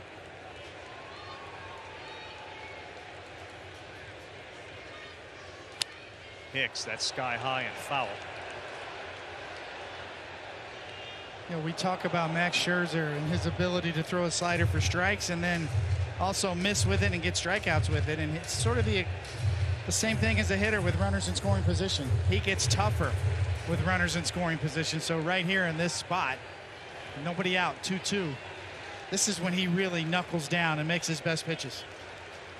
McNeil's on the outfield grass. Lindor just up the middle as Hicks fouls that straight back on a 96-mile-an-hour four-seamer. Yeah, there's an art to leaving him out there. Scherzer adding a couple of miles of velocity when he needs it right there up in the zone. Maybe his fastest fastball right there at 96. What Aaron Boone had alluded to.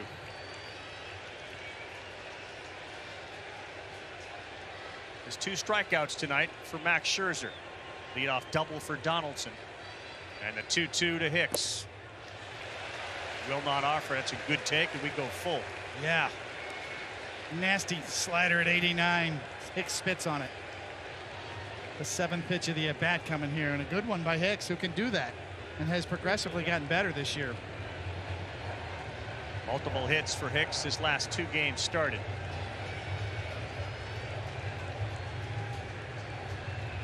Six home runs, 30 runs batted in on the year for Aaron Hicks, the left fielder for the Yankees tonight. Swing and a miss. He buries his slider. That's the same pitch Hicks took the last time. He swings at that.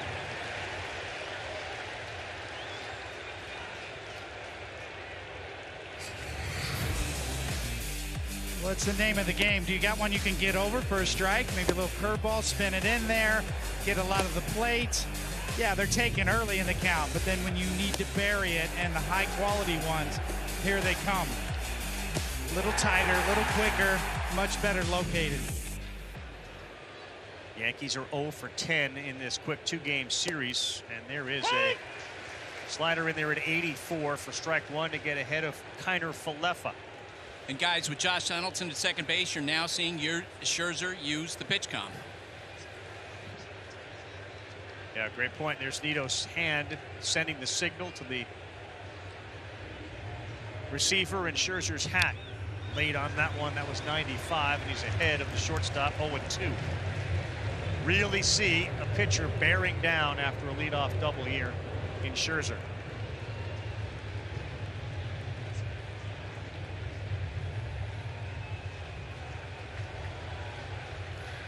Max missed 7 weeks with the oblique strain. 4 starts since his return. A 1.78 ERA. Timeout.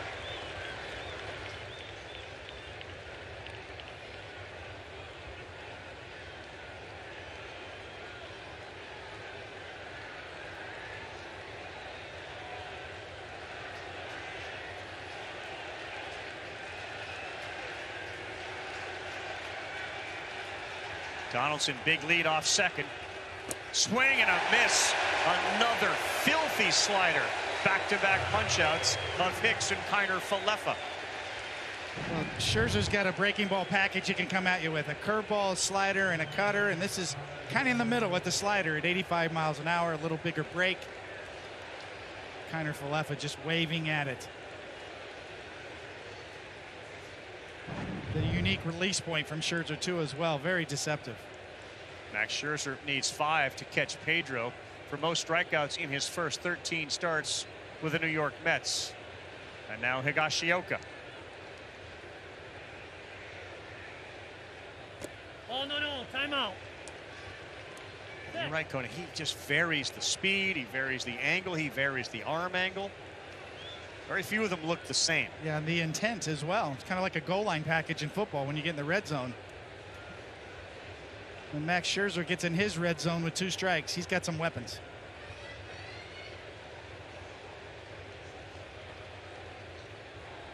Pitching coach or offensive coordinator in the NFL? What would you prefer? You like the red zone offense? Is that red zone offense? You love that, yeah? Yes. Are you a runner every time, or are you going to tight end? You got to mix it up. Quarterback option? Everything's on the table. More weapons, the better. Sort of like Scherzer, right? Behind 2-0 to the 9-hitter. That's what makes him different than anybody else. The ability to do that. 2-0. Not only he'll throw the slider, but he'll take more off it as well. You're geared up for the number 1. You think you've worked the count as a hitter, and then he pulls that out on you.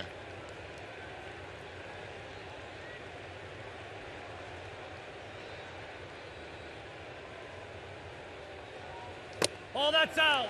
That did not miss, but it's by much a 3-1 count. What's the percentage of slider versus other pitchers tonight for Max? Well, I think his best secondary pitch is his slider. And then his changeup, curveball, and cutter are kind of even Steven. But we saw that, he can tighten up that cutter for lefties. That's what he got Hicks on, 89 miles an hour. I think he kind of saves that cutter for lefties more down and in. What will he go with on a 3-1? Fastball, 3-2. So it's about 45% four-seam fastball, 30% slider so far. Yeah, that's the number 1 and number 2. Yep. But the variance in speeds as well, all the way down to 73 miles an hour on the low end with a curveball. Be careful with the changeup.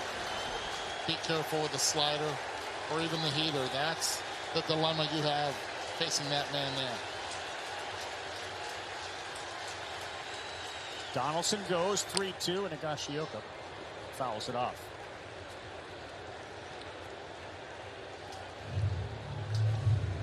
What do you respect most about Scherzer? Just as a fellow pitcher, borderline, maybe someday Hall of Fame guy. What do you respect about him the most? I really see him evolving as a craftsman. It's not just all about stuff. Yeah.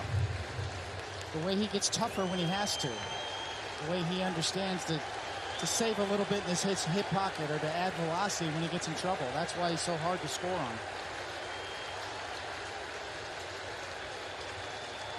Another 3-2. Ball 4. No, does not get the call. It was off the plate. And a good at bat by Higashioka. Quickly to the studio.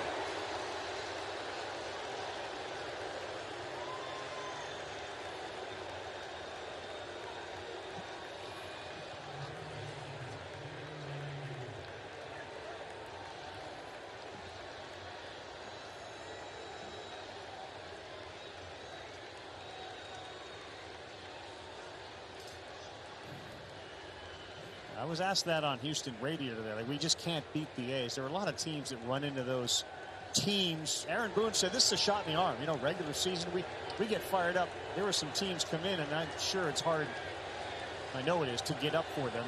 The Astros get swept. Here's LeMahieu now with 2 on, and Scherzer misses away. That was his first walk issued tonight to Higashioka. And one of those, if LeMahieu's able to come through, you kind of circle that at bat. That was a good at bat by the 9. Yeah, Scherzer let him get away. Yeah. Now you got to face LeMahieu. LeMahieu is just 204 this year with runners in scoring position. The machine at his peak was an RBI machine. Still a high contact guy, hard guy to strike out. Yep. If you watch Yankee games or you're a fan of the Yankees, you like to see this guy up in these situations.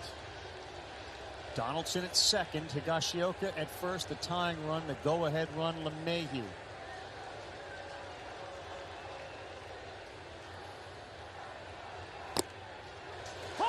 Gets the call, bottom of the strike zone. Evens it up, 1 ball, 1 strike. Max Scherzer now going into his 24th pitch of this inning. The most he's had in any inning. So far, 71 in the game.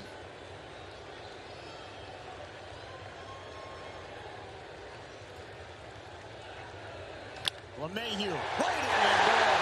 108 off his bat, and it ends up in a glove.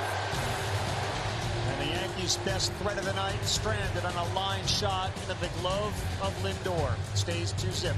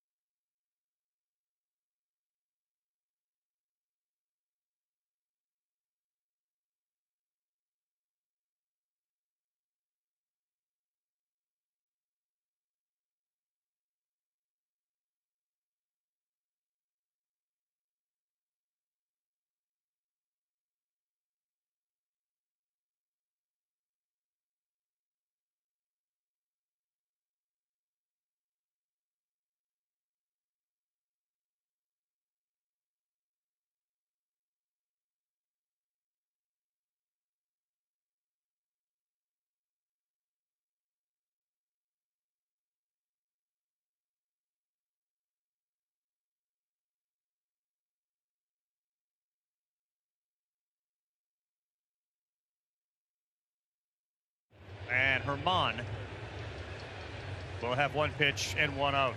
Now, that was a tough break because on your batting average on balls in play, LeMahieu expressed some real frustration. Watch what he does with the bat. He knows right away Lindor's going to catch that. 108 mile an hour off the bat. And the frustration for the Yankees is, Coney, you saw it last night. They didn't get a hit with runners in scoring position. They were 0 for 8 and 0 for 4 tonight. Most of the time, the hitters are in the process of production, not direction. Well, no, let's not forget, there's not many opportunities you can get off Max Scherzer. That was one right there, especially with the great at-bat that Kyle Higashioka had to get to that man. Yankees have Lucas Litke, the lefty, warming in the bullpen. Herman throwing his 74th pitch. Oh, that's out. This has to be really encouraging. I mean, the Yankees have suffered injury after injury. Severino, Michael King, who had surgery today. We'll tell you about how that went. Encouraging start for Herman, and some encouraging performances last night out of the bullpen. Marinaccio was great. Weisiger was good. They really believe that Chapman is close. If they can convince him that he's close, it sounds like. Yes, I mean, he's not going to be asked to close, but nonetheless, he could still be a part of the mix in the middle innings, and then certainly in setting up. Clay Holmes has been outstanding. Yes. Probably in the National League, it's Edwin Diaz. In the American League, it's Clay Holmes as far as closing games out this year. You got a timeout. As far as Michael King goes, the outstanding reliever, he had surgery today. It, according to the doctors, could not have gone any better. And they will re-image it in a short period of time. They did not have to do anything to his UCL ligament. 6 to 10 weeks. The re-image, and if everything looks good again, he'll begin a throwing program going at the 12-week mark. So as good a news as you're going to get out of what was a very depressing situation. Michael King suffering a fracture in his elbow. Yeah, the Yankee clubhouse was a morgue after the game. On a game they won, Trevino said it felt like we lost. Yes. That's how good he has been this year for the Yankees, and what an important role he was filling. Oh, that's out. But they did get good news yesterday when they saw Loaizaga come in and pitch well. He was the man last year from the bullpen. They can get him back. It's pretty much replacing the success that Michael King has had this year with Esteban Loaizaga. You know, and I know you're very involved with, you know, the players, and you were a guy that was very involved with the players union. Like, for a young guy who hasn't made his money yet, how important was the year that King had to establish himself? Enormously important. The value he was providing by any metrics you want to use. Old school, new school, war. The role he was taking on. Just tremendous value that he was bringing to the Yankees. Lindor straight back, and let's hope for his sake and the Yankees' sake that he's able to have a clean image and then start throwing in 12 weeks. He could very well be back for spring training next year. Herman trying to get through the fifth. The lefty Litke up in that pen, and Lindor singled an RBI in the third inning. Came with 2 strikes and 2 outs. And that one is just down. Lindor approves that call was a ball. How about Francisco Lindor? Already in the first 2 at-bats, he averaged 5 pitches per those 2 at-bats. Going into his 6th pitch here. Seen a lot of pitches against Herman, working those counts. Alonso on deck. Herman will reset. 2-0 Mets. Alonso homer in the second. Timeout. And the RBI from Lindor in the third. The only scoring tonight. Max Scherzer's been terrific. Yankees' best chance was their last chance when LeMahieu lined out hard to Lindor.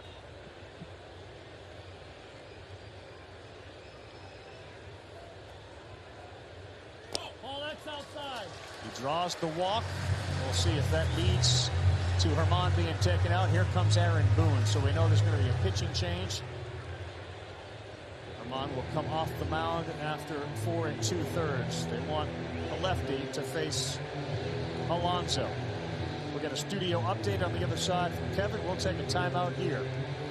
Good night for Domingo Herman. He'll leave with a man on. We'll come back with Pete Alonso after this.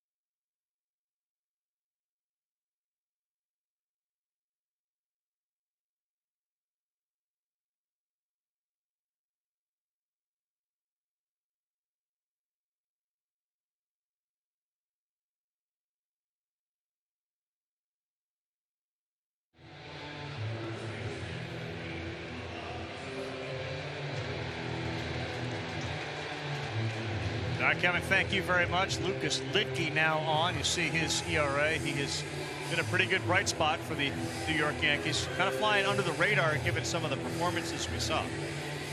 Aaron Boone kind of saved him for tonight as kind of a bulk guy to piggyback on Herman, who really was very good tonight. The second start of the year for Domingo Herman. Still has his Yankees in this game. Alonso, 6 of his homers have come against lefties.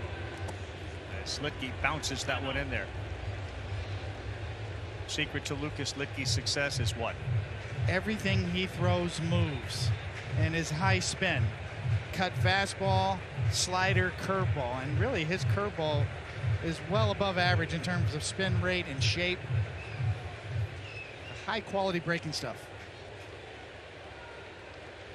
Alonso, small sample size, but 0 for 2 with a strikeout against Lidke. That's way inside. Hey, the polar bear didn't hit it hard, but he certainly got enough of it to get it out in his first at bat. He doesn't have to. Again, polar bears have very good hand strength, and that's exactly what this polar bear showcased on this one. 97 miles per hour. I mean, you look at it off the bat, that's all he needed. 367 the distance. There's no way right now, if I'm Lucas Lidke, that I give in with Daniel Vogelbach on deck.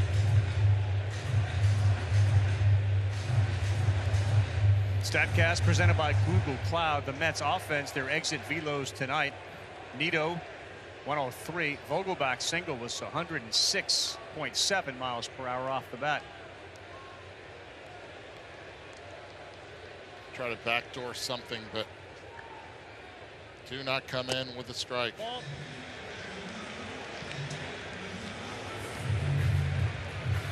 This is where a lot of managers just tell the catchers, think about this, be smart, instead of just putting 4 fingers up and saying, go ahead, Daniel, beat me. Or does Buck Showalter go to the bench and hit for Daniel Vogelbach and bring in J.D. Davis?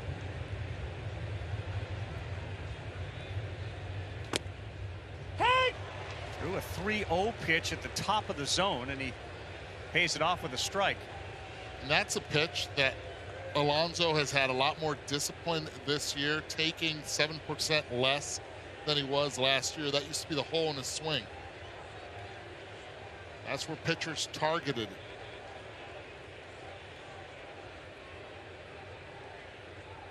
Three-one. Ball 4. Nope, ball 4. Is that the unintentional, intentional? Yeah, you know, Alonso's a really good breaking ball hitter down in the zone, and that's one of Lidke's best pitches, and those were all cutters, either in off the plate or the one strike was up above. Vogelbach steps up. We remind everybody to enjoy the show wherever you are with the MLB app, with coverage of in-game highlights, pitch-by-pitch features, select live broadcast coverage, and more. You won't miss a beat. Download the MLB app today. I love this. I love the fact that he is allowing Daniel Vogelbach to hit here. They're up 2. If this game was tied or they would be down, he would be hitting for him. But because it's the 5th inning, he knows that his at-bat is going to come up again in the game, and he'd rather have him behind Pete Alonso just in case. That is the salient point. It's a little too early to pinch hit. Strike 1. And that's actually fallen through the wayside with some organizations. You look at the San Francisco Giants, they believe now is the time to attack. Forget about the 8th or 9th inning. Let's accumulate runs now. But Buck Showalter still believing in that next time up once this big man still in the game. And that has to do a little bit, having seen the Giants a few times, with the lineup that they have. We believe we have advantages here, so let's take advantage of it. We saw it the other night with Darren Ruff. When do we use that? When do we pull that card? And for the most part, it worked a lot. And the psychological factor, let's face it, Buck Showalter, he's a mad scientist in all of this. He understands that this is a new beginning for Daniel Vogelbach here. The numbers don't lie. He hits 141 against left-handed pitching, but it's 141. It's not 0-0-0. He has gotten hits before. Very popular in every clubhouse that he has been in. Always up. Vogelbach pulls this one to first. LeMahieu stays right down on it, steps on the bag. Vogelbach's retired. Litke gets the job done. High five from Garrett Cole to Domingo Germán. It's still anybody's ball game, 2-0.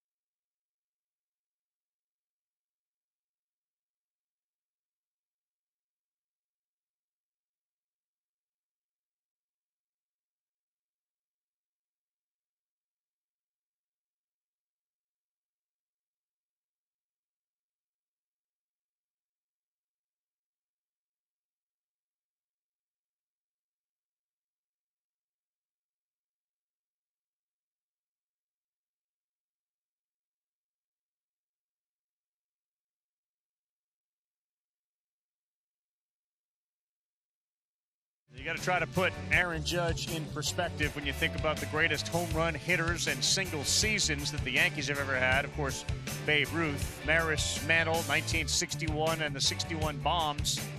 And that's where Aaron Judge finds himself, in that type of territory, and the most homers through 100 games played in the history of the Yankees. Look at where Aaron Judge is. And that, of course, leads into what do we do in game number 99 and the next 2 weeks. Juan Soto's name's out there, plays the same position as Aaron Judge. Judge has moved over to center field.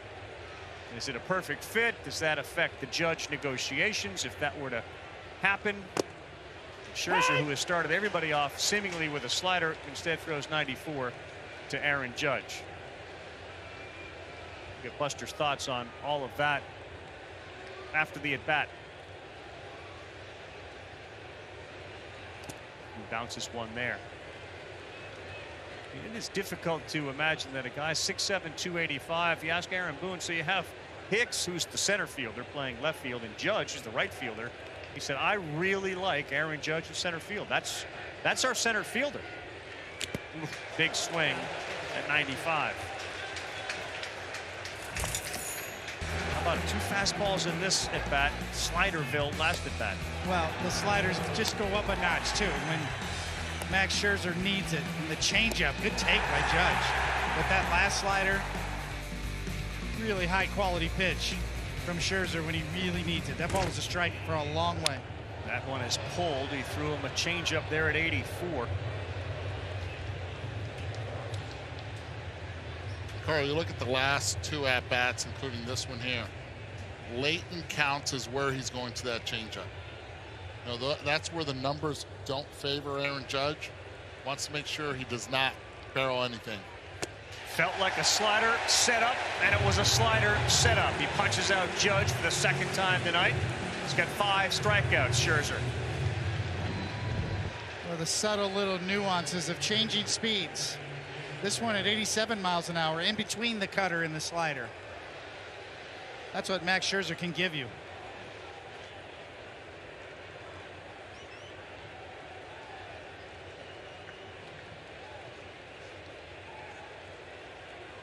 Scherzer is 6-2 on the season. A 2.28 ERA to Rizzo. Look out. He's got him on the foot. And in fact, it did get him on the foot. A mistake there for Scherzer. Tugged that for that four-seam fastball, and he sends Rizzo to first and now brings the tying run to the plate. Well, Rizzo's not going to get out of the way. He's on the dish and he's not moving. Oh, that hurts though, man. That's a shin burger.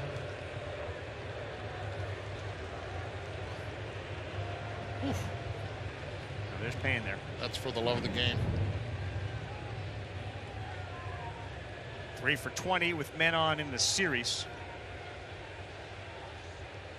And another chance for the Yanks against Scherzer with Gleyber Torres.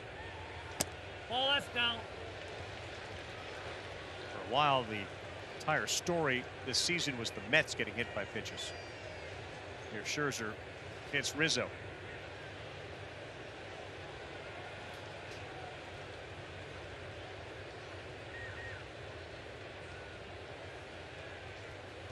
Ball left down. So the first walk last inning, we see the hit batter. Is there anything about Scherzer that you're seeing, guys? I'll say this, if I'm Gleyber Torres at the plate right now, I'd be surprised if I get a fastball 2-0. It's been going to the slider against Gleyber. Hit on a line again. Nimmo is over there and he makes the play. Hit it hard, 94 miles per hour. 110 miles an hour off the bat. Here's Kevin.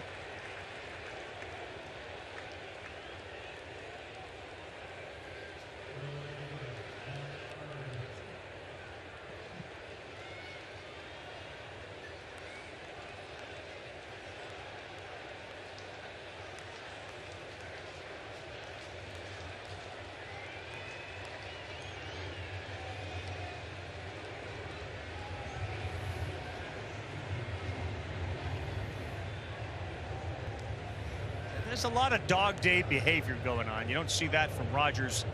Boy, Darvish's last 2 starts have been special as Matt Carpenter looks at a filthy curveball. Let's bring Buster in here now that Judge has been retired. And Buster, you can go in a lot of directions. You want to start with Soto? We just had a Padres reference in there. Yeah, and I'll start with Luis Castillo. That is someone that the Yankees are focused on. I've been told that the Cardinals, Twins, might be other teams that are interested. Of course, the Cardinals would be at a disadvantage because Carpenter, fair ball. It's going to be the right fielder Marte who picks it up. Rizzo to third. Men are on the corners. Go ahead, Buster, as we walk up. Donaldson, finish your thought. Yeah, so the Cardinals are in the same division as the Reds. There's some skepticism about whether or not they could actually finish a deal. But for the Yankees, Castillo, starting pitcher, something that they're looking at pretty seriously. Over the head of Alonso, Carpenter delivers. Wasn't hard hit. But another big spot. They've had a bunch of them here recently, and they've hit the ball hard. Last time Donaldson was up, a rocket to center off the wall, nearly left the building, ended up being a double. Well, that is part of the story. I mean, the expected batting average off of Scherzer tonight, based on the quality of contact, is 271.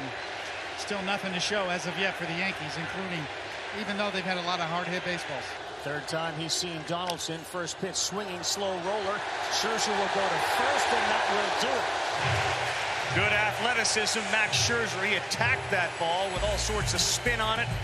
And once again, the Yankees unable to deliver with a runner in scoring position. And the first ground ball out of the night for Scherzer.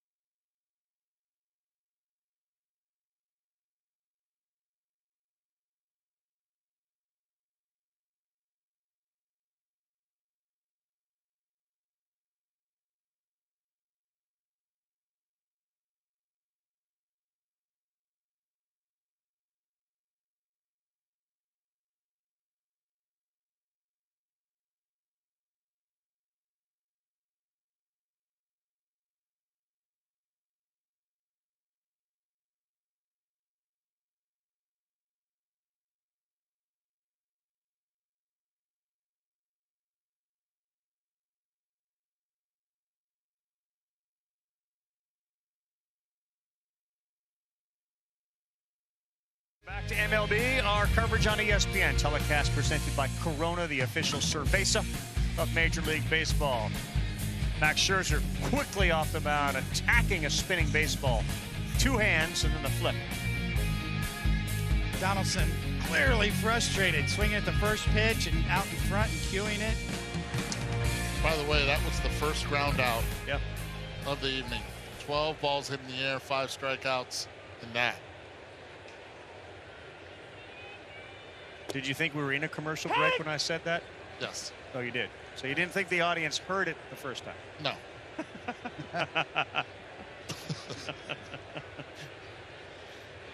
Mark Canha, Jeff McNeil, Eduardo Escobar against Lucas Litke, who came on, gave up a walk to Alonso, and then got Vogelbach on a ground ball to first. Jam shot here, and that's not going to be caught by anybody. Yeah. Buster, a little moment here. Go back to, let's talk about Juan Soto. I think a lot of people with a lot of teams are interested on where he may end up and what the latest you hear is. Yeah, that the Nationals have significant offers in hand. I think if I were to assess some of the aggressiveness, I think the Padres are the most motivated team. I think the Cardinals, in theory, are the team that's best equipped to pull off a big deal because of all those great Major League ready players that we've seen. You know, Dodgers and Yankees have looked at it, but I think they're worried about paying the salary long term. I've been told that the Yankees are really focused on Aaron Judge and trying to get him signed when the year's over. And guys, if you're a team looking at this, imagine trading for Willie Mays in 1955. Imagine trading for Henry Aaron in 1958. That's what you're getting with Juan Soto. That's how good this guy is. And interestingly, guys, and you look at some of the adjusted OPS plus, Ted Williams, through age 23 season, 190. Mays, Aaron. Soto is higher than that. And so if you're a team looking at a possible deal and you look at the history of blockbuster deals, typically if you're the team acquiring the superstar, you win the trade. Yeah. Donaldson, he will retire Canada. I guess the point is well taken. Like, you don't lose the trade, especially with 2+ years left. But the other part of it is those guys that you mentioned weren't going to ask for the money that Juan Soto is going to ask for. It's a different world. And you're not going to, and those guys weren't going to make the money that Juan Soto is going to make. You're right. He's going to make it. I think the key, though, is you get 3 pennant race runs with Soto before you have to decide whether you want to pay him if you're on the receiving end of the trade. And I agree with Buster.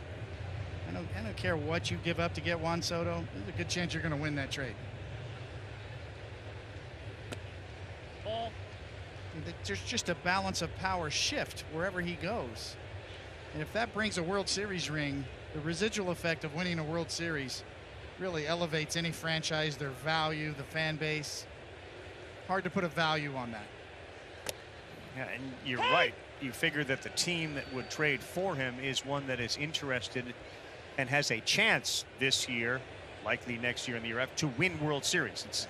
It's not a rebuilding project. And he's been there, done that. At 23, he's already won a World Series. So, slow roller. Quick throw. Out is the call. McNeil said he was safe when he stepped on the bag. Torres had to charge it. And it does not look like McNeil is going to stay on first base. And they'll keep it going, no replay. Yeah, big time lunge, but it was in LeMahieu's net before he stepped on the bag. Look, that's the other thing. When you have a 23-year-old that has all those numbers, he is proven in October as well. I'd be all in. Escobar pulls that foul. Saw that bang play at first and couldn't help it in the background. Notice Wayne Kirby coaching first base again for the Mets. Yeah. Recently had prostate cancer surgery. First time back at first base tonight. The big fella, what a great guy, great coach. Been with Buck Showalter a long time. Great call, Coney. Ball bounced to Escobar. Thank you, Paul. Max Scherzer has pitched 4 times now on his birthday. He has 40 career strikeouts on his birthday, which is the most in baseball history. Randy Johnson was another guy who had a chance to pitch on his birthday. He had 39. Sarah Lang's behind the scenes for us. She's as big into birthdays as anybody. So any statistical either anomaly or accomplishment will be noted as it relates to the birthday. He had a little birthday luck going tonight too, it looks like. And he's not the only birthday boy in uniform. Wandy Peralta celebrating a birthday today.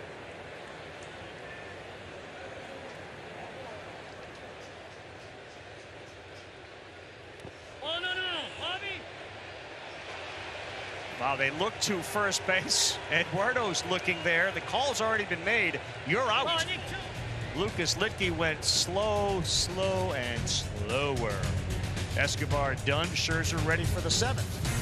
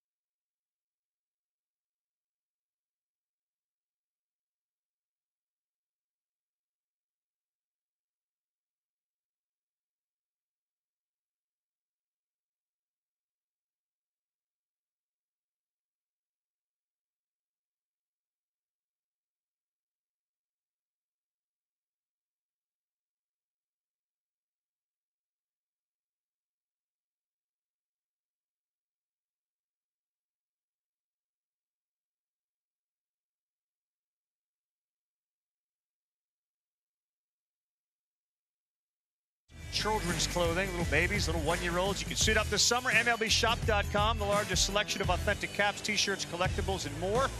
You can outfit the whole family with your favorite team's gear at MLBshop.com. Big Sexy, where is Bart? We got a personalized shirt. Do you have a Big Sexy shirt, Eduardo? I do not. You don't? No. Should I? Probably some who think so. Oh, that's it. Oh. He's still throwing batting practice somewhere right now, isn't he? Without and doing it well, and probably hitting balls over the wall. He's ready. He's ready for the call, just in case. Somewhere in Mexico. Hicks, Kiner, Falefa, Higashioka for Scherzer, who works into the 7th, and he throws an 84-mile-an-hour changeup. Season high in pitches for Max is 102 twice. And there's no one warming in the Met bullpen. You heard the trumpets last night. Edwin Diaz got 4 outs. Doesn't appear as if he's available tonight. Mets shift against Hicks. And he hits it right into it. Lindor's going to try that flip with a glove. No, he transfers to the bare hand. He tried a flip with a glove last night. Didn't work. He goes bare hand tonight for the out. Here's Kevin.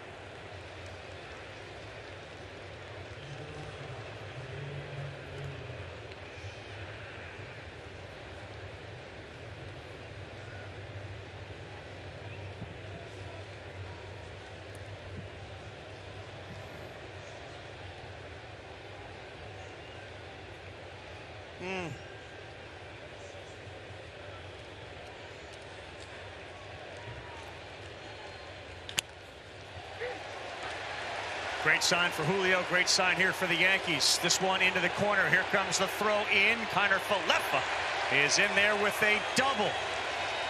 An extra base hit for the Yankees. Donaldson had a double. Kiner Falefa with a double. The bottom of the order has done more damage against Scherzer than the top. How about Kiner Falefa right here on this one?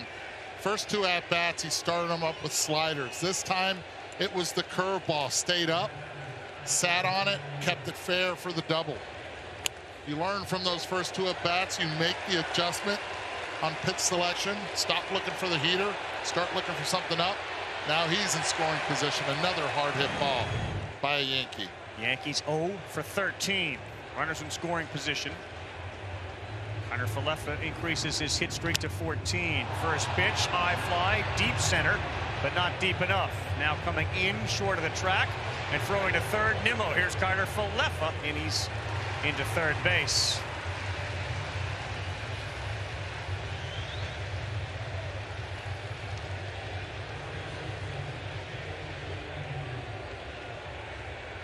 Higashioka gave it a ride. Last night, Aaron Boone went to his bench, pinch hit Gallo in a similar spot for Kiner Falefa. That didn't work out well. He elected to allow Higashioka to hit.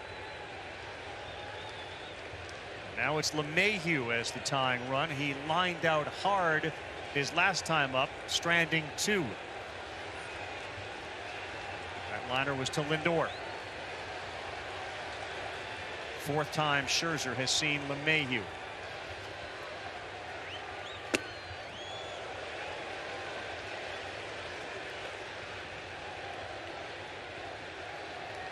Been a lot of good swings and a lot of good pitches as well. Scherzer's made great pitches when he's had to. The Yankees have made some great swings with nothing to show for it so far.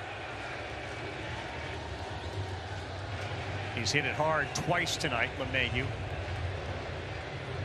Oh, that's out. 2 balls, no strikes. I mean, the expected batting average Against Scherzer tonight, given the exit velocities would be near 290. It's over 300 at this Over point 300 after this inning so far. 5 balls hit over 100 miles an hour. 5 more balls hit over 95 miles an hour. Judge on deck. 2 of those balls, LeMahieu's, and Scherzer is behind 3-0. And Scherzer entering today, the most well-hit balls through 6 innings was actually 6 in the season. So to be able to have goose eggs up there just tells you he can make that pitch when he needs to, at least so far.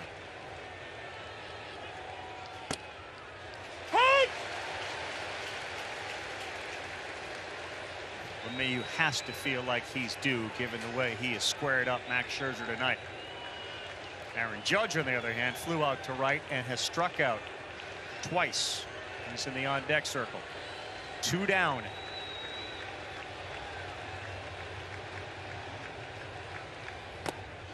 And he walks LeMahieu to set up another duel with Judge.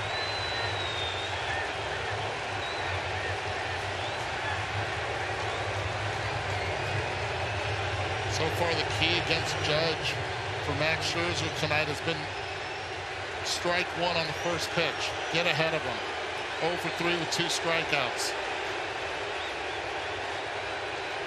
Peterson has begun to throw in the Mets bullpen. What a moment in this game again between Scherzer and Judge, and the crowd is very aware of it.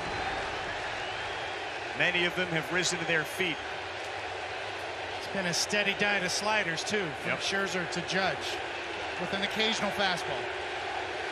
The best player in the American League this year, Aaron Judge, against one of the great pitchers of all time.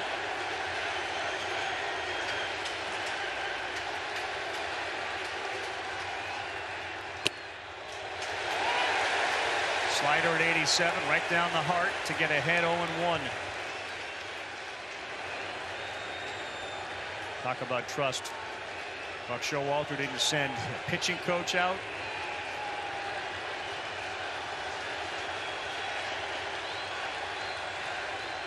Set up, down and away. Slider to get ahead 0-2. First time all night he's had Judge 0-2. First one gets a lot of the plate, the next one gets less of the plate. Expect this one to be off the plate. The only starting pitcher to get Judge to strike out 3 times in the game this year, Frankie Montas. Scherzer trying to do it again. Well, that's outside. Good take by Judge.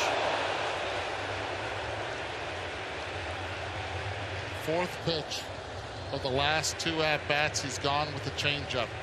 So far, he's repeated the slider 3 times. Let's see what he goes with now.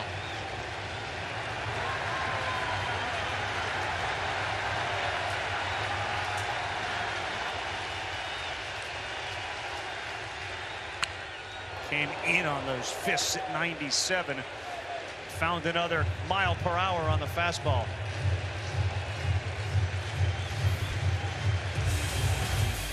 Third inning, 6th inning. Aaron Judge, who has swung and missed at 5 Scherzer pitches. Those were the last 2 strikeouts. What are you doing, Tony? Slider? I think that was the setup pitch, the 97 up and in.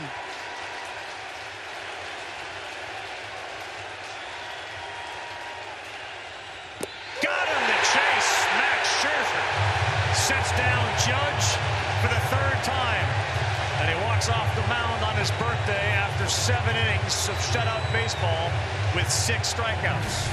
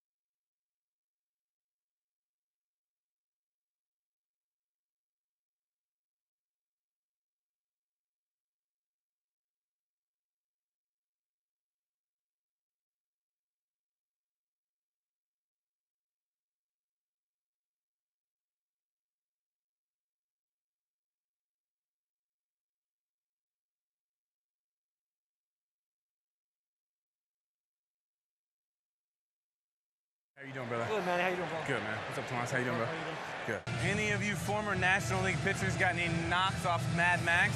I tell took him off the wall in right center 2018, but I didn't leg out in the double, and it's a regret I'll always have. When you bought your ticket tonight to watch this game, this is what you came to watch.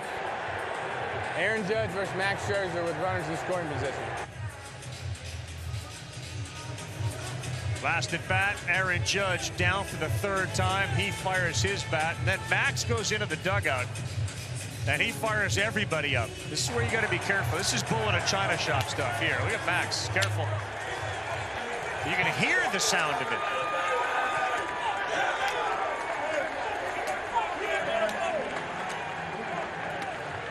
I can't imagine you'd want anything more from your ace than that. On the field, off the field. Nito, first pitch swings. He flies out to Matt Carpenter.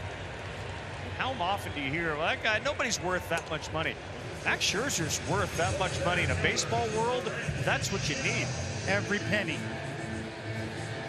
Not just on the days he pitches either. He's on that bench. He's a leader. Provides that kind of fire. Makes everyone around him better. You want to talk about clubhouse chemistry, how you quantify it? Guys like that. How about when you're not even in your own clubhouse and you're pitching for the Binghamton Rumble Ponies in Hartford, and you call the local steak place downtown, you order steak and seafood, the bill comes to $7,000, and you give every member of that Rumble Pony team while you're on a rehab start AirPods. That's how Max Scherzer left an impression on that team in one night. Pitch great, and by the way, steak, lobster, whatever you need, $7 grand. Obviously not a problem for him, but that's when you're a AA, you go home and you say, I just saw the leader. I saw how this is supposed to work. That's what a big leaguer looks like. 100%, and acts like it. What a night to be a Rumble Pony, huh? Pick the right night, exactly. Capitol Grill, right? Steak and lobster. It's either Capitol Grill or it could have been Max Downtown, another great restaurant in Hartford, Connecticut. I'm not sure where they got all that steak. And by the way, it was a lot. Maybe it was both. Either way, it was the message Scherzer sent. Gotta check some of those hands he was slapping. Yes. Punched out. Nimmo. Litke and Herman have been really good tonight. Coming off a night in which Montgomery went 2 1/3, the shortest start he's had, and a bunch of bullpen arms were used. Those two guys have been outstanding. Yeah, the silver lining, Carl, over the 2 games here for the Yankees is the bullpen. Yes. With all their injuries, we mentioned Michael King, and that's a dandy right there for breaking ball from Litke. On the black at the knees, ring him up.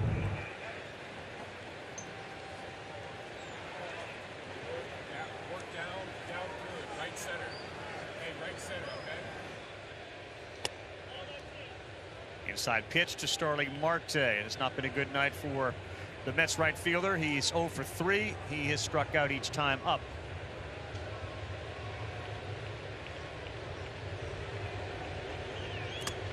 Thank you, Kyle.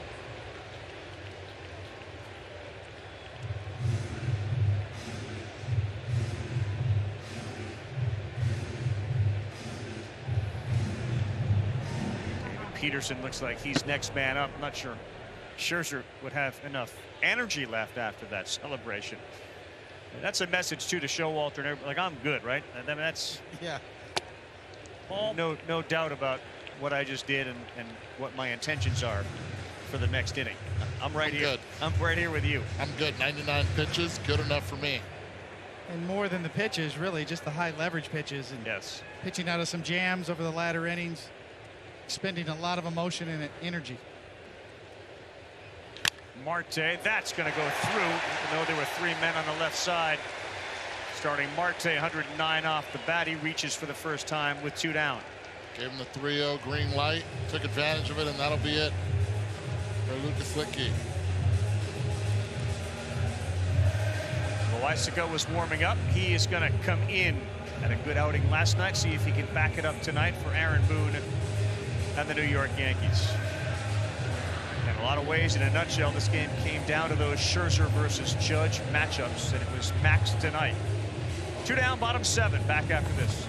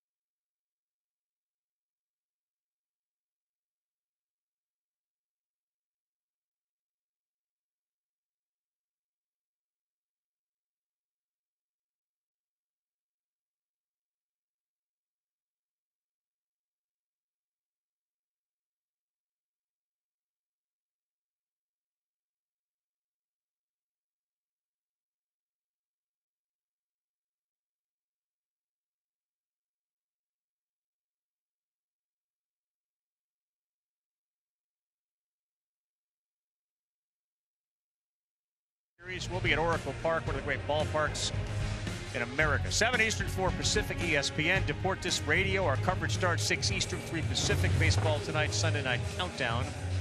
After that, little red eye into Houston for the Red Sox Astros Monday, and then trade deadline special Tuesday. Busy few days coming up. Carl. Sir. This will be the first time Coney takes his new hip on the road. On the road, on a flight, cross country. I don't have a concern about it. We got to go to San Francisco? No one told you? And then Houston? You're the bionic man now. Running up and down stairs already. I feel great. And if you want Hartford after Houston. Oh, okay. I'll get you steak. Let's go. Lobster. I'm in.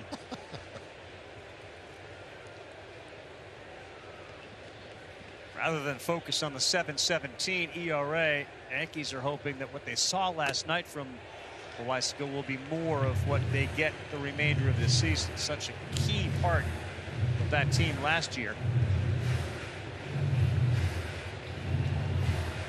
Yeah, Carl, they need someone to step into that role. Yep. Michael King had absolutely thrived in before, and whether it's Loaiza or maybe they make a deal for someone like David Robertson, they are going to get some bullpen help, I think, before the deadline. You got it. Time out. Lindor calls time. I think the deadline has changed dramatically in the sense that about a month ago, it didn't feel like it was going to be a big thing, and now it feels like the really good teams are being very aggressive. The new playoff format forces you to avoid that wild card round. You want to win your league record so you can have home field advantage, and the Astros are certainly pushing the Yankees. The Braves have made it a real race. The Dodgers are still catchable. It feels like the trade deadline may be a little bit more active than we had thought about a month ago. Yeah, Wild, I think so much of the action was actually backed up by Major League Baseball draft, and now hot and heavy, according to GMs.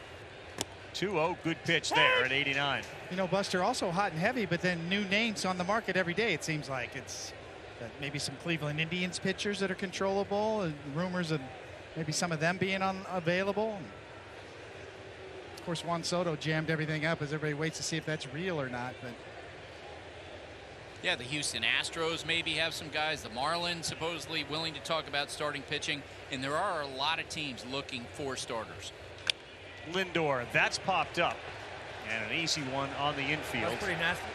For out number 3 into the glove of Kiner Falefa. Scherzer was great. Who follows him will determine the outcome of tonight's game.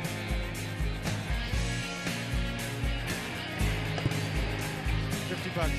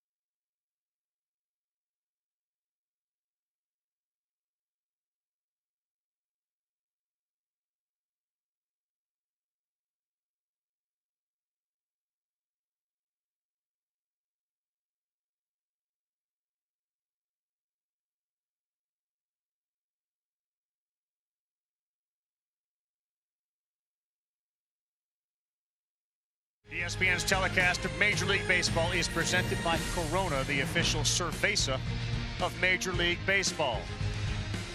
38-year-old Max Scherzer, second oldest pitcher since at least 1901, with a scoreless start of any length on his birthday.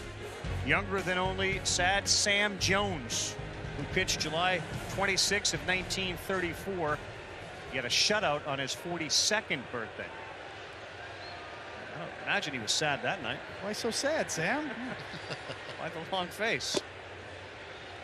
Well, I would imagine, Eduardo, the Yankees are breathing a sigh of relief because they don't have to see Scherzer. And now it's David Peterson, who's been very good. But it's not Max Scherzer tonight. Yeah, a lot better, one way or another, even though Peterson, most of his experience comes from the starting side of it. 13 starts and 16 appearances total this season. Called upon in a tough task here, even though it's lefty, righty, lefty. It's Anthony Rizzo. And just like that, he falls behind 3-0 to Rizzo. Torres is the right-handed hitter, then Carpenter due up. Seth Lugo is warming up, so maybe that gives you an indication as to whether Diaz will be used. And a 4-pitch walk, and just like that, momentum moves towards the Yankees. Pretty close pitch, but a ball.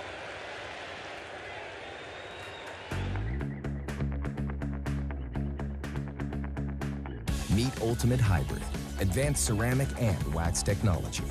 The best of both worlds, but better. Only from Mothers.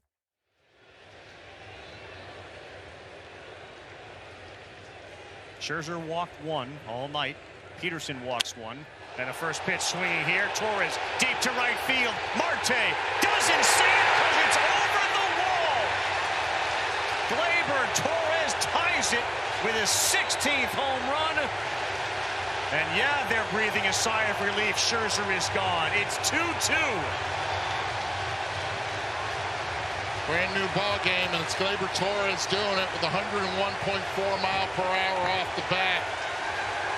A pitch that hung in the air 5 seconds, but most importantly, it was a pitch up and away, didn't try to do so much to pull it. When he's on, this is what he does. A lot of hitters would think, let's take a pitch until he throws a strike. Gleyber said, I'm attacking early, pitch up, puts that foot down, and ties this ball game at 2. Marte got spun around, and the only thing he saw with the fans out there raising their arms as that ball left. 4-pitch walk to Rizzo to start the inning, and then Torres, who's been so much better this year, jumped him. A Yankee Stadium-like home run here at Citi Field. But yet a home run in 27 ballparks in the big leagues. Seen Gleyber Torres do that all year long, hit the ball the other way, much better this year. Yeah. As opposed to last year. Big bounce back year, right? That ball was driven. Matt Carpenter quickly discarded with a strikeout.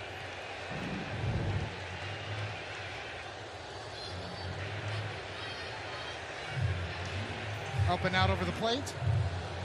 Up and out over the wall. That's what makes Gleyber Torres so dangerous, and Aaron Boone knows it. When his second baseman is able to drive the ball from line to line, effectively it works. Peterson is out. Looks like Lugo is coming in. In fact, he is. And just like last night where the Mets got up off the mat, tonight the Yankees do.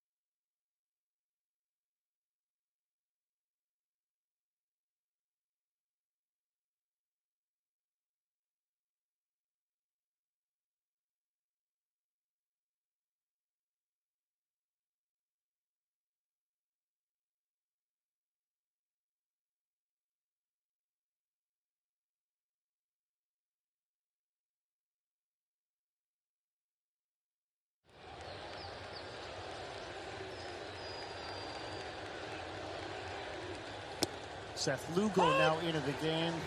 David Peterson came in, walked Rizzo, 2-run shot to Torres. Matt Carpenter strikeout, and here were the numbers for Seth Lugo in 37 games. Max Scherzer's incredible performance goes by the boards.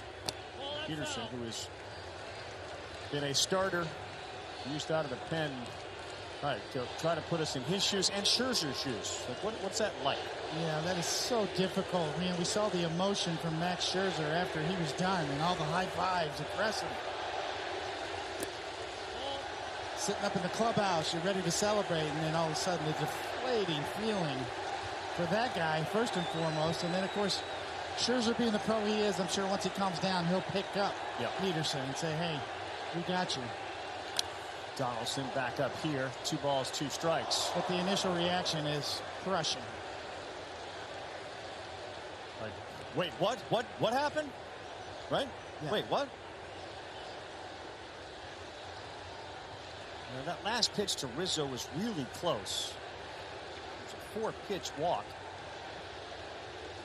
Well, we've seen Gleyber Torres hit the ball the other way with authority all year long, taking advantage of the Yankee Stadium porch. But even though that was a swing that was tailor-made for Yankee Stadium, he didn't need a porch for that one. As Eduardo said, that ball carried. Lugo 2-2. Oh, he buckled him and it gets called strike 3. Completely fooled Donaldson with a wicked breaking ball. Oh, man, that's a bad feeling as a hitter. You're thinking there's no way this is going to be a strike. He continues to have the conversation with Doug Eddings, but we saw right there in the K zone that it did fall.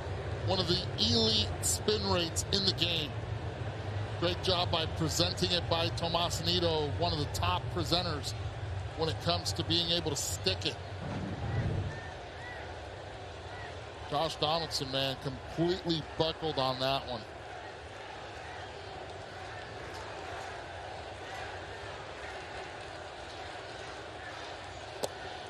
First pitch fastball in there for a strike. What's this feel like, Eddie? Not good. Watch the knees. They go. Once that goes, the rest is history. 3,200 plus when it comes to the spin rate from Seth Lugo. Doesn't get the call on the corner. There's a curveball 34% of the time and a fastball around 29%. He will mix in a sinker and a slider as well. A very rare but occasional changeup.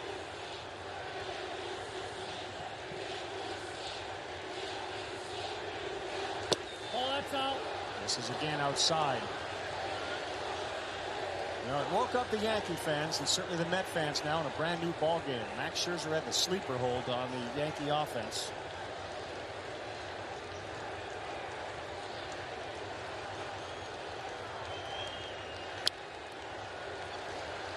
'87. Aaron Hicks singled his first time up. Last couple of games he's had multi-hit games.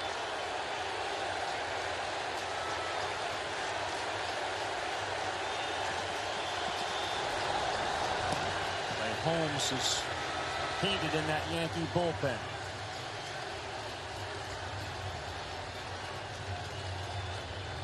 Got him. Filthy breaking ball. That curveball is outstanding. Hicks is gone, but the damage was done early after the 4-pitch walk to Rizzo. Gleyber Torres, right field, and gone. It's 2-2. Subway Series.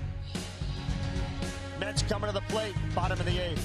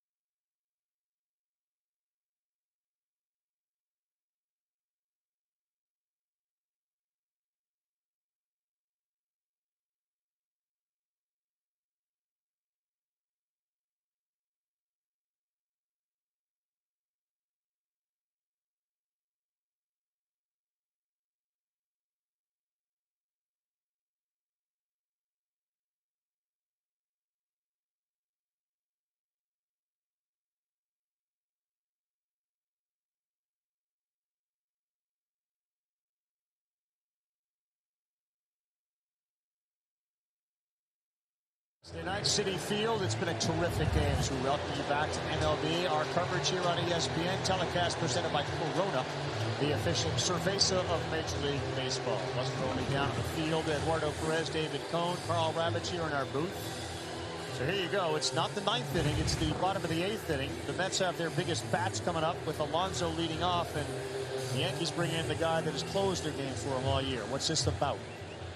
Well, really, it's about the base on ball rate. Since he became a Yankee, he stopped walking guys.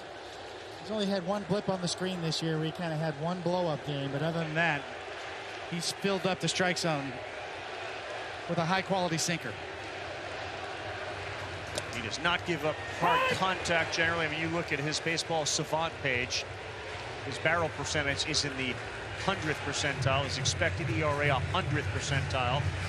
His whiff rate, his chase rate, all of them red, and that's all you want. Clay Holmes has been as dominant a closer since he took over that role as there is. Huge gap in left center field. Hicks is shaded towards the line and Judge to right. That one buzzes him a little bit at 98. This is the last trade deadline. The Yankees made the trade for Clay Holmes. Relatively unknown at that point. Yeah. I think every GM in Major League Baseball this year is looking for the next Clay Holmes. Where's he at? Right. How about bullpens understanding high leverage situations? Clay Holmes has been used primarily to close games, but this is a closing situation, especially with Pete Alonso at the plate. Keep the ball on the ground. He has a high rate of being able to do that. It's exactly what you want Alonso to do. The two-seam fastballs have been in effect the last three pitches. 97, 8, and 7 again. It's exactly why Clay Holmes is in this game. This part of the lineup and this batter up right now. And the fact that he does not allow balls to be hit in the air. He has not allowed a home run this season. And a steady diet of fastballs, all upper 90s to Alonso. 1-2, back at you. He had it off his glove, still has time, and he gets Pete Alonso to lead off the bottom of the eighth inning. 6'5", 245 pounds on the mound. He needed all of it. Not that Torres may not have gotten that, but got enough of it to keep it close. Yep. And not panic. Still got time. So many times you would see managers, old school managers, not throw their closers, especially on the road. One of the things you could say that cost Buck Showalter his job in Baltimore against the Toronto Blue Jays when he did not bring in his closer. Zach Britton, here's Daniel Vogelbach.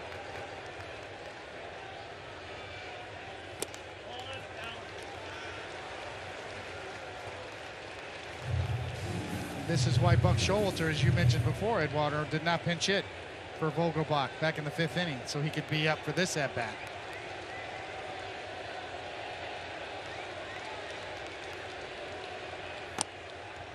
Hey! 98 miles an hour with some nasty movement on it, down near Vogelbach's knees.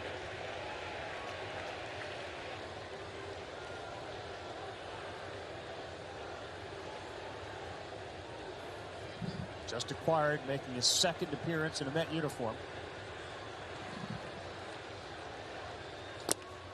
Try to hold up, but it's right there at 99, and now in a 1-2 hole.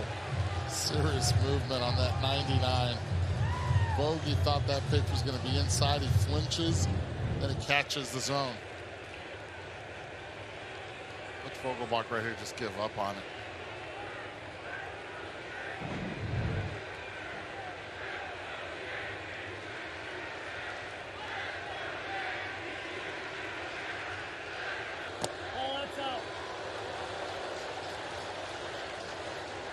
Points well taken. Every team's looking for the next Clay Holmes, but they didn't know they had this guy. What changed? What did they do with it? I think they just simplified things for him, and he was starting to figure it out anyway. Right before with Pittsburgh, he had started to turn the corner by his own admission. But just to identify your best pitch as your sinker, throw it over and over, and then with a slider to complement it. Next one to Vogelbach. This is inside, not by much. This is a guy that literally swings fewer than anybody else. It's impressive because you would think automatically it would be Max Muncy from the Dodgers. Instead, it's 32 for the Mets. There you see it, the lowest swing rate this season. Muncy's on that list. 3-2 pitch. He took it. They'll appeal. No swing. Daniel Vogelbach did his job. We'll see if Buck Showalter sends out a pinch runner for Vogelbach, and he will. So Jankowski coming in as Vogelbach does his job. He's been on base 3 times. Here's Kevin Connors with a quick update.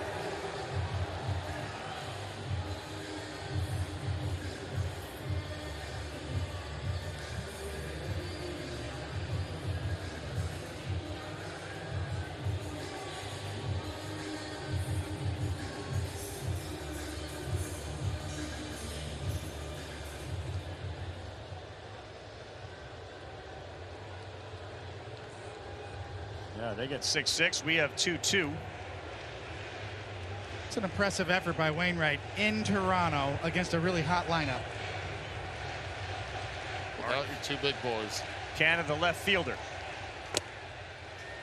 Looks at strike 1 at 97. It's a great moment in Toronto last night. I know we all know him well. Buck Martinez back in the booth after having fought cancer. We hope it continues to go in the right direction. Great to see Buck Martinez back. 0-1 to Canada.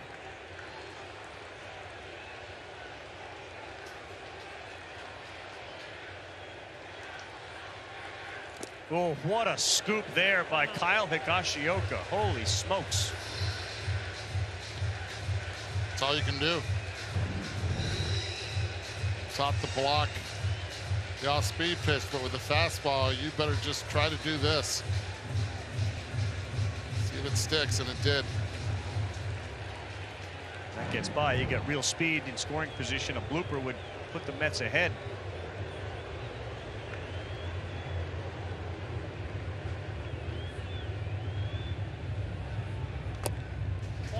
Went off speed, and he missed with a slider. 2 balls and a strike. In case you guys are wondering, only one opponent has stolen a base against Holmes this year. In his career, opponents 11 for 12 in stolen base attempts. Yeah, he's really quick. 1-3 to the plate. That gives Higashioka enough time with the transfer to make an accurate throw. So they're going to go station to station.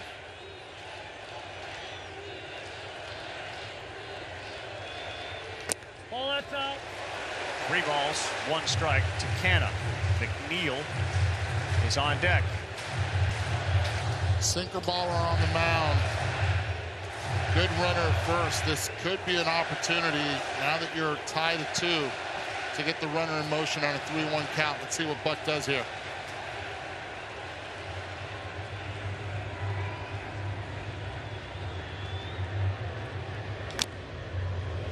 Balls, 2 strikes. Think about the last couple of nights. Scherzer outstanding tonight. Marte big last night. Escobar a home run. Here's Canna, sort of the 4th guy that they acquired in the offseason. Culture change within the clubhouse. Showalter, of course, a huge acquisition. But here's the chance for Canada to join the other guys and contribute in a big way.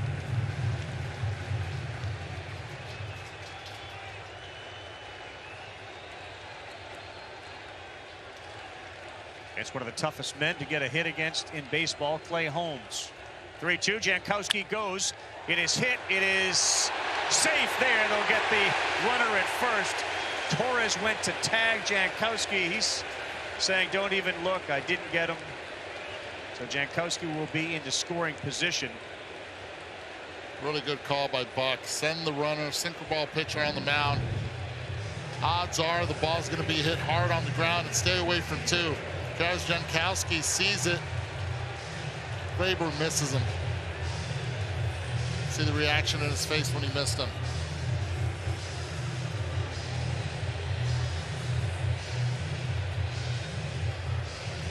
Well, this is just a conversation with Holmes. You can see clearly a swing and a miss from Torres.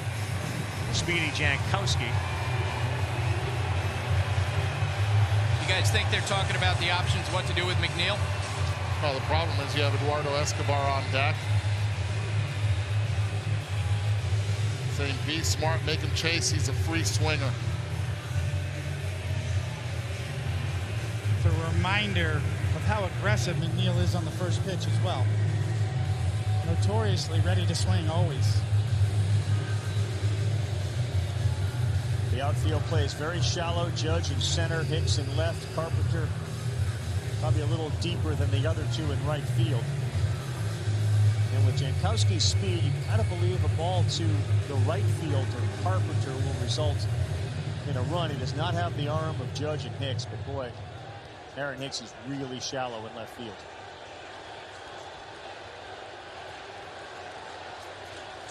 He has swung at the first pitch in 2 of his 3 at-bats tonight. Choking way up on the bat. Will not swing. Wasn't even close. It's 1-0.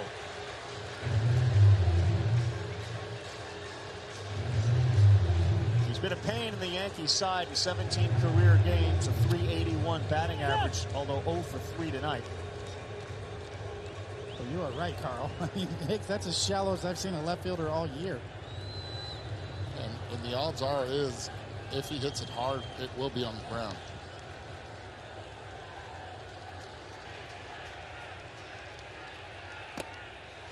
Love the fact that while he was delivering that pitch, it was an 85-mile-per-hour breaking pitch.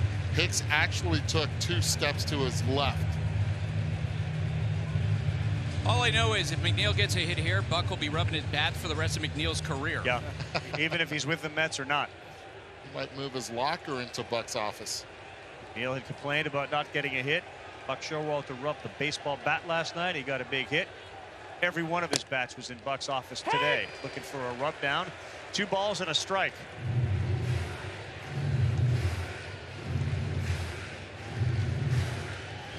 Bottom of the 8th, Clay Holmes ready for his 20th pitch. Game was tied on a 2-run home run from Gleyber Torres in the top half.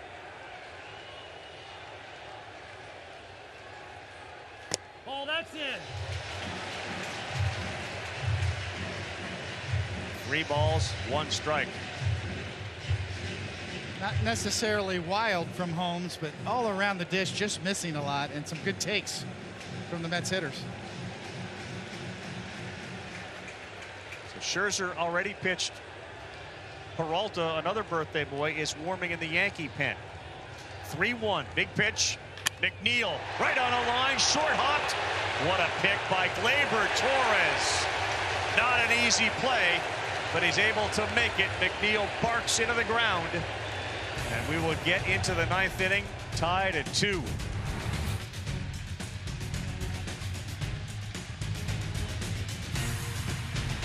Higashioka and Torres, 2 great picks. That play was nasty. What a great play.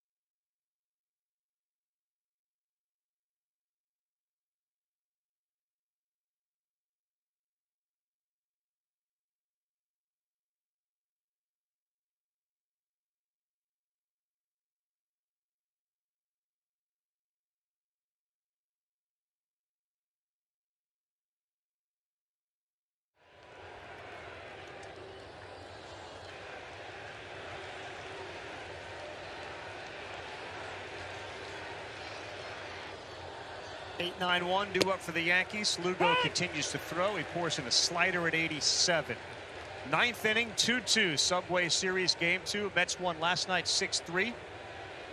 And the Yankees rally with that 2-run home run from Torres after Scherzer was outstanding to tie it at 2. No balls, 2 strikes. Clay Holmes came on in that big inning, that high leverage situation. He was able to get Alonso. McNeil hit that ball 104 miles an hour. It's a really good play by Torres. Take away the 0.4. 104.4. There we go. Lugo racing, and he steps there, and he's lucky he didn't roll an ankle. That looked awkward, but he's able to stay upright and looks to be okay. How about Pete Alonso makes that play, and you're usually taught as a first baseman, once you make that play, start with your body moving it that way. Instead, he makes it, and just from there, sets his feet and tosses it over to Lugo, the higher difficulty rate for a pitcher to be able to make that play. Usually you transfer your feet, you work your way there. Strong underarm, accurate throw to Seth Lugo to beat out Isaiah Kiner-Falefa.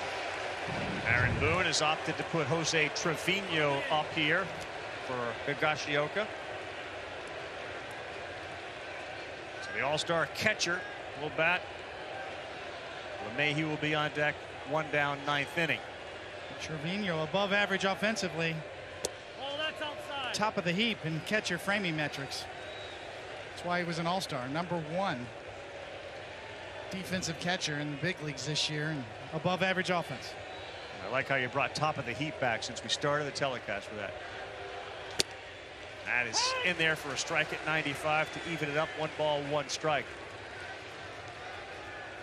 A lot of folks got to know Jose Trevino during the all-star coverage, with he wearing the microphone and talking with Nestor Cortez. What a breakout year, what a super year it's been for this catcher. And making the all-star team, we saw Aaron Boone break the news to him, and he broke down. 1-2, Lugo working quickly. He got Trevino. There you go.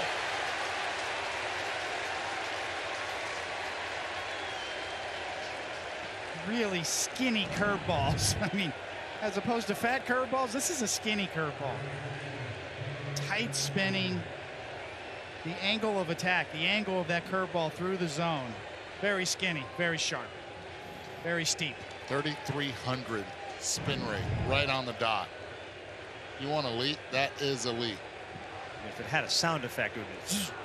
Absolutely. A little bit quicker than that. Quicker than that? LeMahieu. That didn't have the skinniness to it. That pitch right there, but it's in there for a strike. Got it.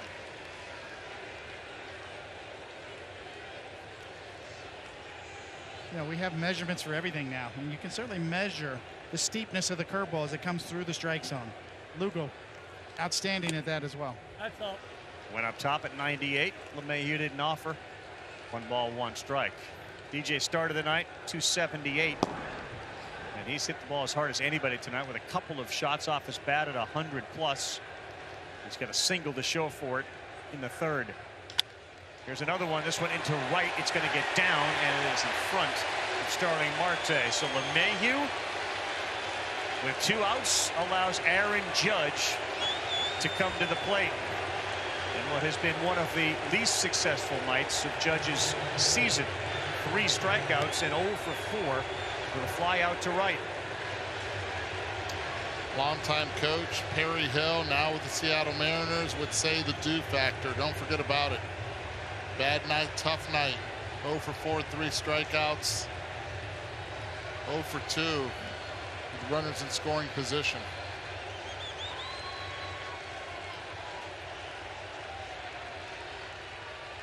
Whew. Challenged him with 90+ mile an hour slider up top, and he missed it. 7th time that Aaron Judge has swung tonight and missed so many of those on Max Scherzer's sliders. 38 homers. Called strike 2, filthy pitch. 2-seamer at 97.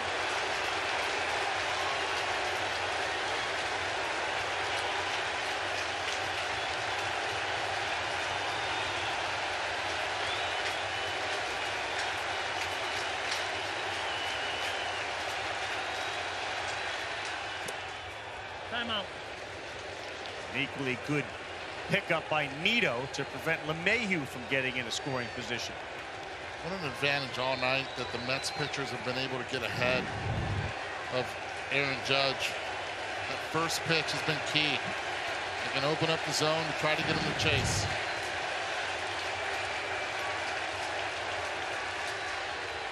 Judge hit it hard on the ground. Lindor gets the hop. He flips to second, and Aaron Judge 0 for 5 tonight. The New York Mets will come up with a chance to end it in the bottom of the ninth of a 2-2 game. Escobar, Nito, Nimmo. Looks like Peralta's going to be the guy they face.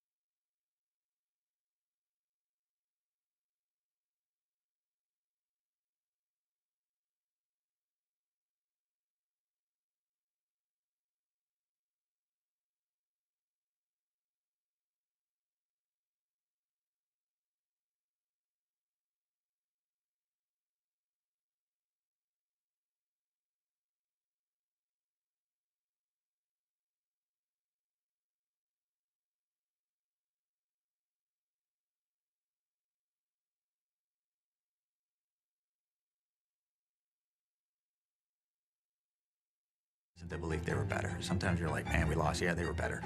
We didn't lose to the better team, but we just weren't good enough to win this series. That's what losers say.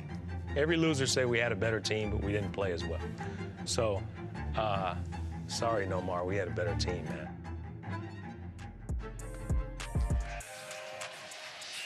There you go, The Captain. Tomorrow night, ESPN films the 7-part docu-series, The Captain. It continues episodes 3 and 4. It's an unprecedented look into Derek Jeter's life and career. And as we just learned, his competitiveness on and off the baseball field starts at 9 Eastern, 6 Pacific, ESPN, ESPN+. If you missed part 1 or 2, you can watch them on ESPN+ whenever you want. So Holmes comes in the high leverage situation, 8th inning, and now they are left with Wandy Peralta, the left-hander, who, like Max Scherzer, is celebrating a birthday today. And he will get Eduardo Escobar, who homered last night. He moves to the right side of the plate. Nito is on deck, and then Nimmo at the top. There have been 12 walk-offs in regular season Subway Series games. The Mets have walked it off 8 times. This ball is hammered to left field. It's going to get down. It's going to get off the wall. Escobar into second with a leadoff double in the bottom of the ninth.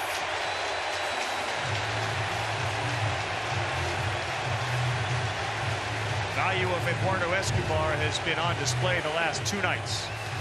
One changeup first pitch, and yesterday it was Eduardo Escobar from the right side also that hit the home run to put the Mets in the lead. This time, it's Eduardo Escobar with a potential go-ahead run now at second base, hunting the changeup, keeping it fair, and putting himself in scoring position now for Tomas Nito. Guys, before Nito left the Mets dugout, Buck Showalter pulled him aside, whispered something in his ear, maybe about a situation like this. 6 sacrifices this season for Nito. LeMahieu weigh in. He does square to bunt, and he fouls. That's bad. That's a really bad attempt. Okay, runner at second base. You have to force Josh Donaldson to come in and make the play. DJ LeMahieu is too close at first base. Watch him stab at this pitch. bat head drops immediately, and once it drops, bad things happen. He was fortunate that ball stayed and went foul. You can get fooled in a bunt position with a changeup as well. Trevino stays in at catcher. Nito squares again. This time he does get it down, and there is no play at third. Almost a little late to get over there was Torres, but he is able to get the out. And the Mets have it set up with a runner at third, the winning run, and one down for Brandon Nimmo. Great job, great adjustment again.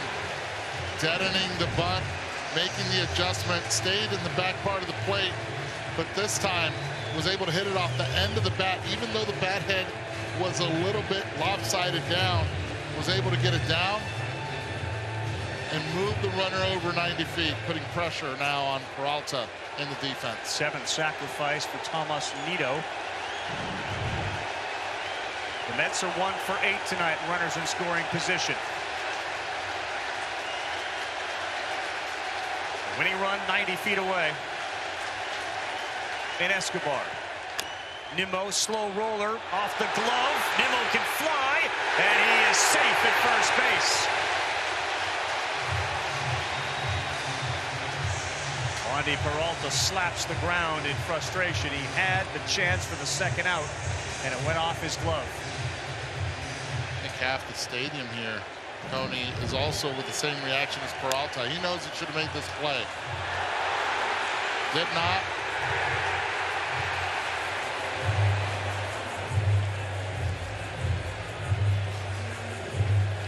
You still have to play the infield in if you are going to pitch Starling Marte. You cannot count that you're going to double him up with the speed that he has.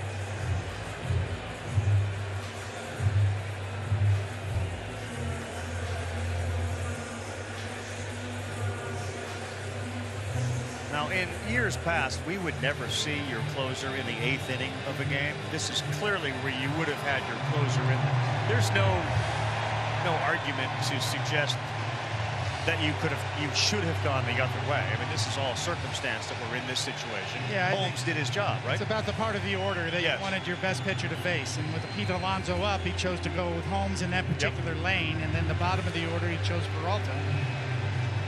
Peralta did not make a quality changeup on the first pitch to Escobar, and Escobar took advantage of it. He did make a quality pitch in his last play, and couldn't make the play. Still a chance, though. Peralta with a really good sinker and a changeup. I'll say this, one thing that I would actually do, because Aaron Hicks has the better arm, with the changeup that Peralta possesses, if you're going to get a weak fly ball, it would be to right field, and Matt Carpenter in right field does not have a strong arm. Does Nimmo move off first base to eliminate any force or double play? They're giving him second base. Starling Marte. Another one of the off-season acquisitions for the Mets. You got it. You guys see where Carpenter is in right field. My question to you would be, why have him that deep? If the ball's hit that deep, runner's going to score. And he's taking a few steps in now. Ball one low. Lindor on deck if they get to him. Nimmo did not go to second on the pitch.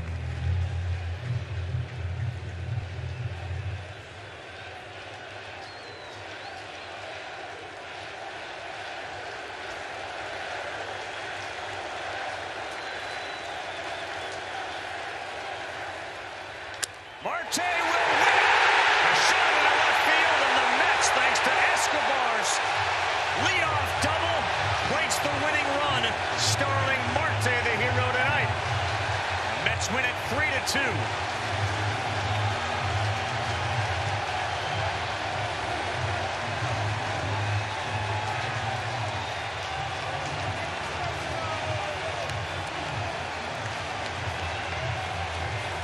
Seth Lugo came in and shut down the Yankees offense in that top half of the 8th inning after they tied it in the top half of the 9th, giving their offense a chance to win it. The offseason acquisitions have paid huge dividends in the Subway Series. Escobar, leadoff double, big home run last night. Starling Marte RBI single to win it. Max Scherzer, 7 great innings tonight. Starling Marte, an electric player, and a jolt of electricity into this rivalry. A playoff atmosphere and a difference maker type player coming up big in a big spot. Just seems like the two guys that yesterday wanted, the two new guys for the Mets that came in this year, Escobar, Marte. Yep. They did it in the first inning last night. They close it out tonight. That's the 13th walk-off in a regular season Subway Series game. The Mets have now 9 of those. And for Starling Marte, 11 career walk-off hits, most in baseball since the start of 2014. We'll learn a little bit about a player. Max Scherzer obviously loves the big stage. Most walk-off hits since 14, Starling Marte. Money. New nickname? Money Marte? Might as well be. Let's see where you're at. A terrific effort by everybody involved with the telecast tonight. Sarah Lang's behind the scenes with all the great numbers.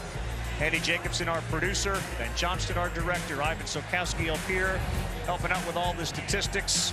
Eduardo Perez, David Cohn, Buster Olney. Subway Series. What a performance by the Mets as they take both. I'm Carl Robbins. Thanks so much for watching SportsCenter. John Anderson, Nicole Briscoe. We'll see you again Sunday from San Francisco.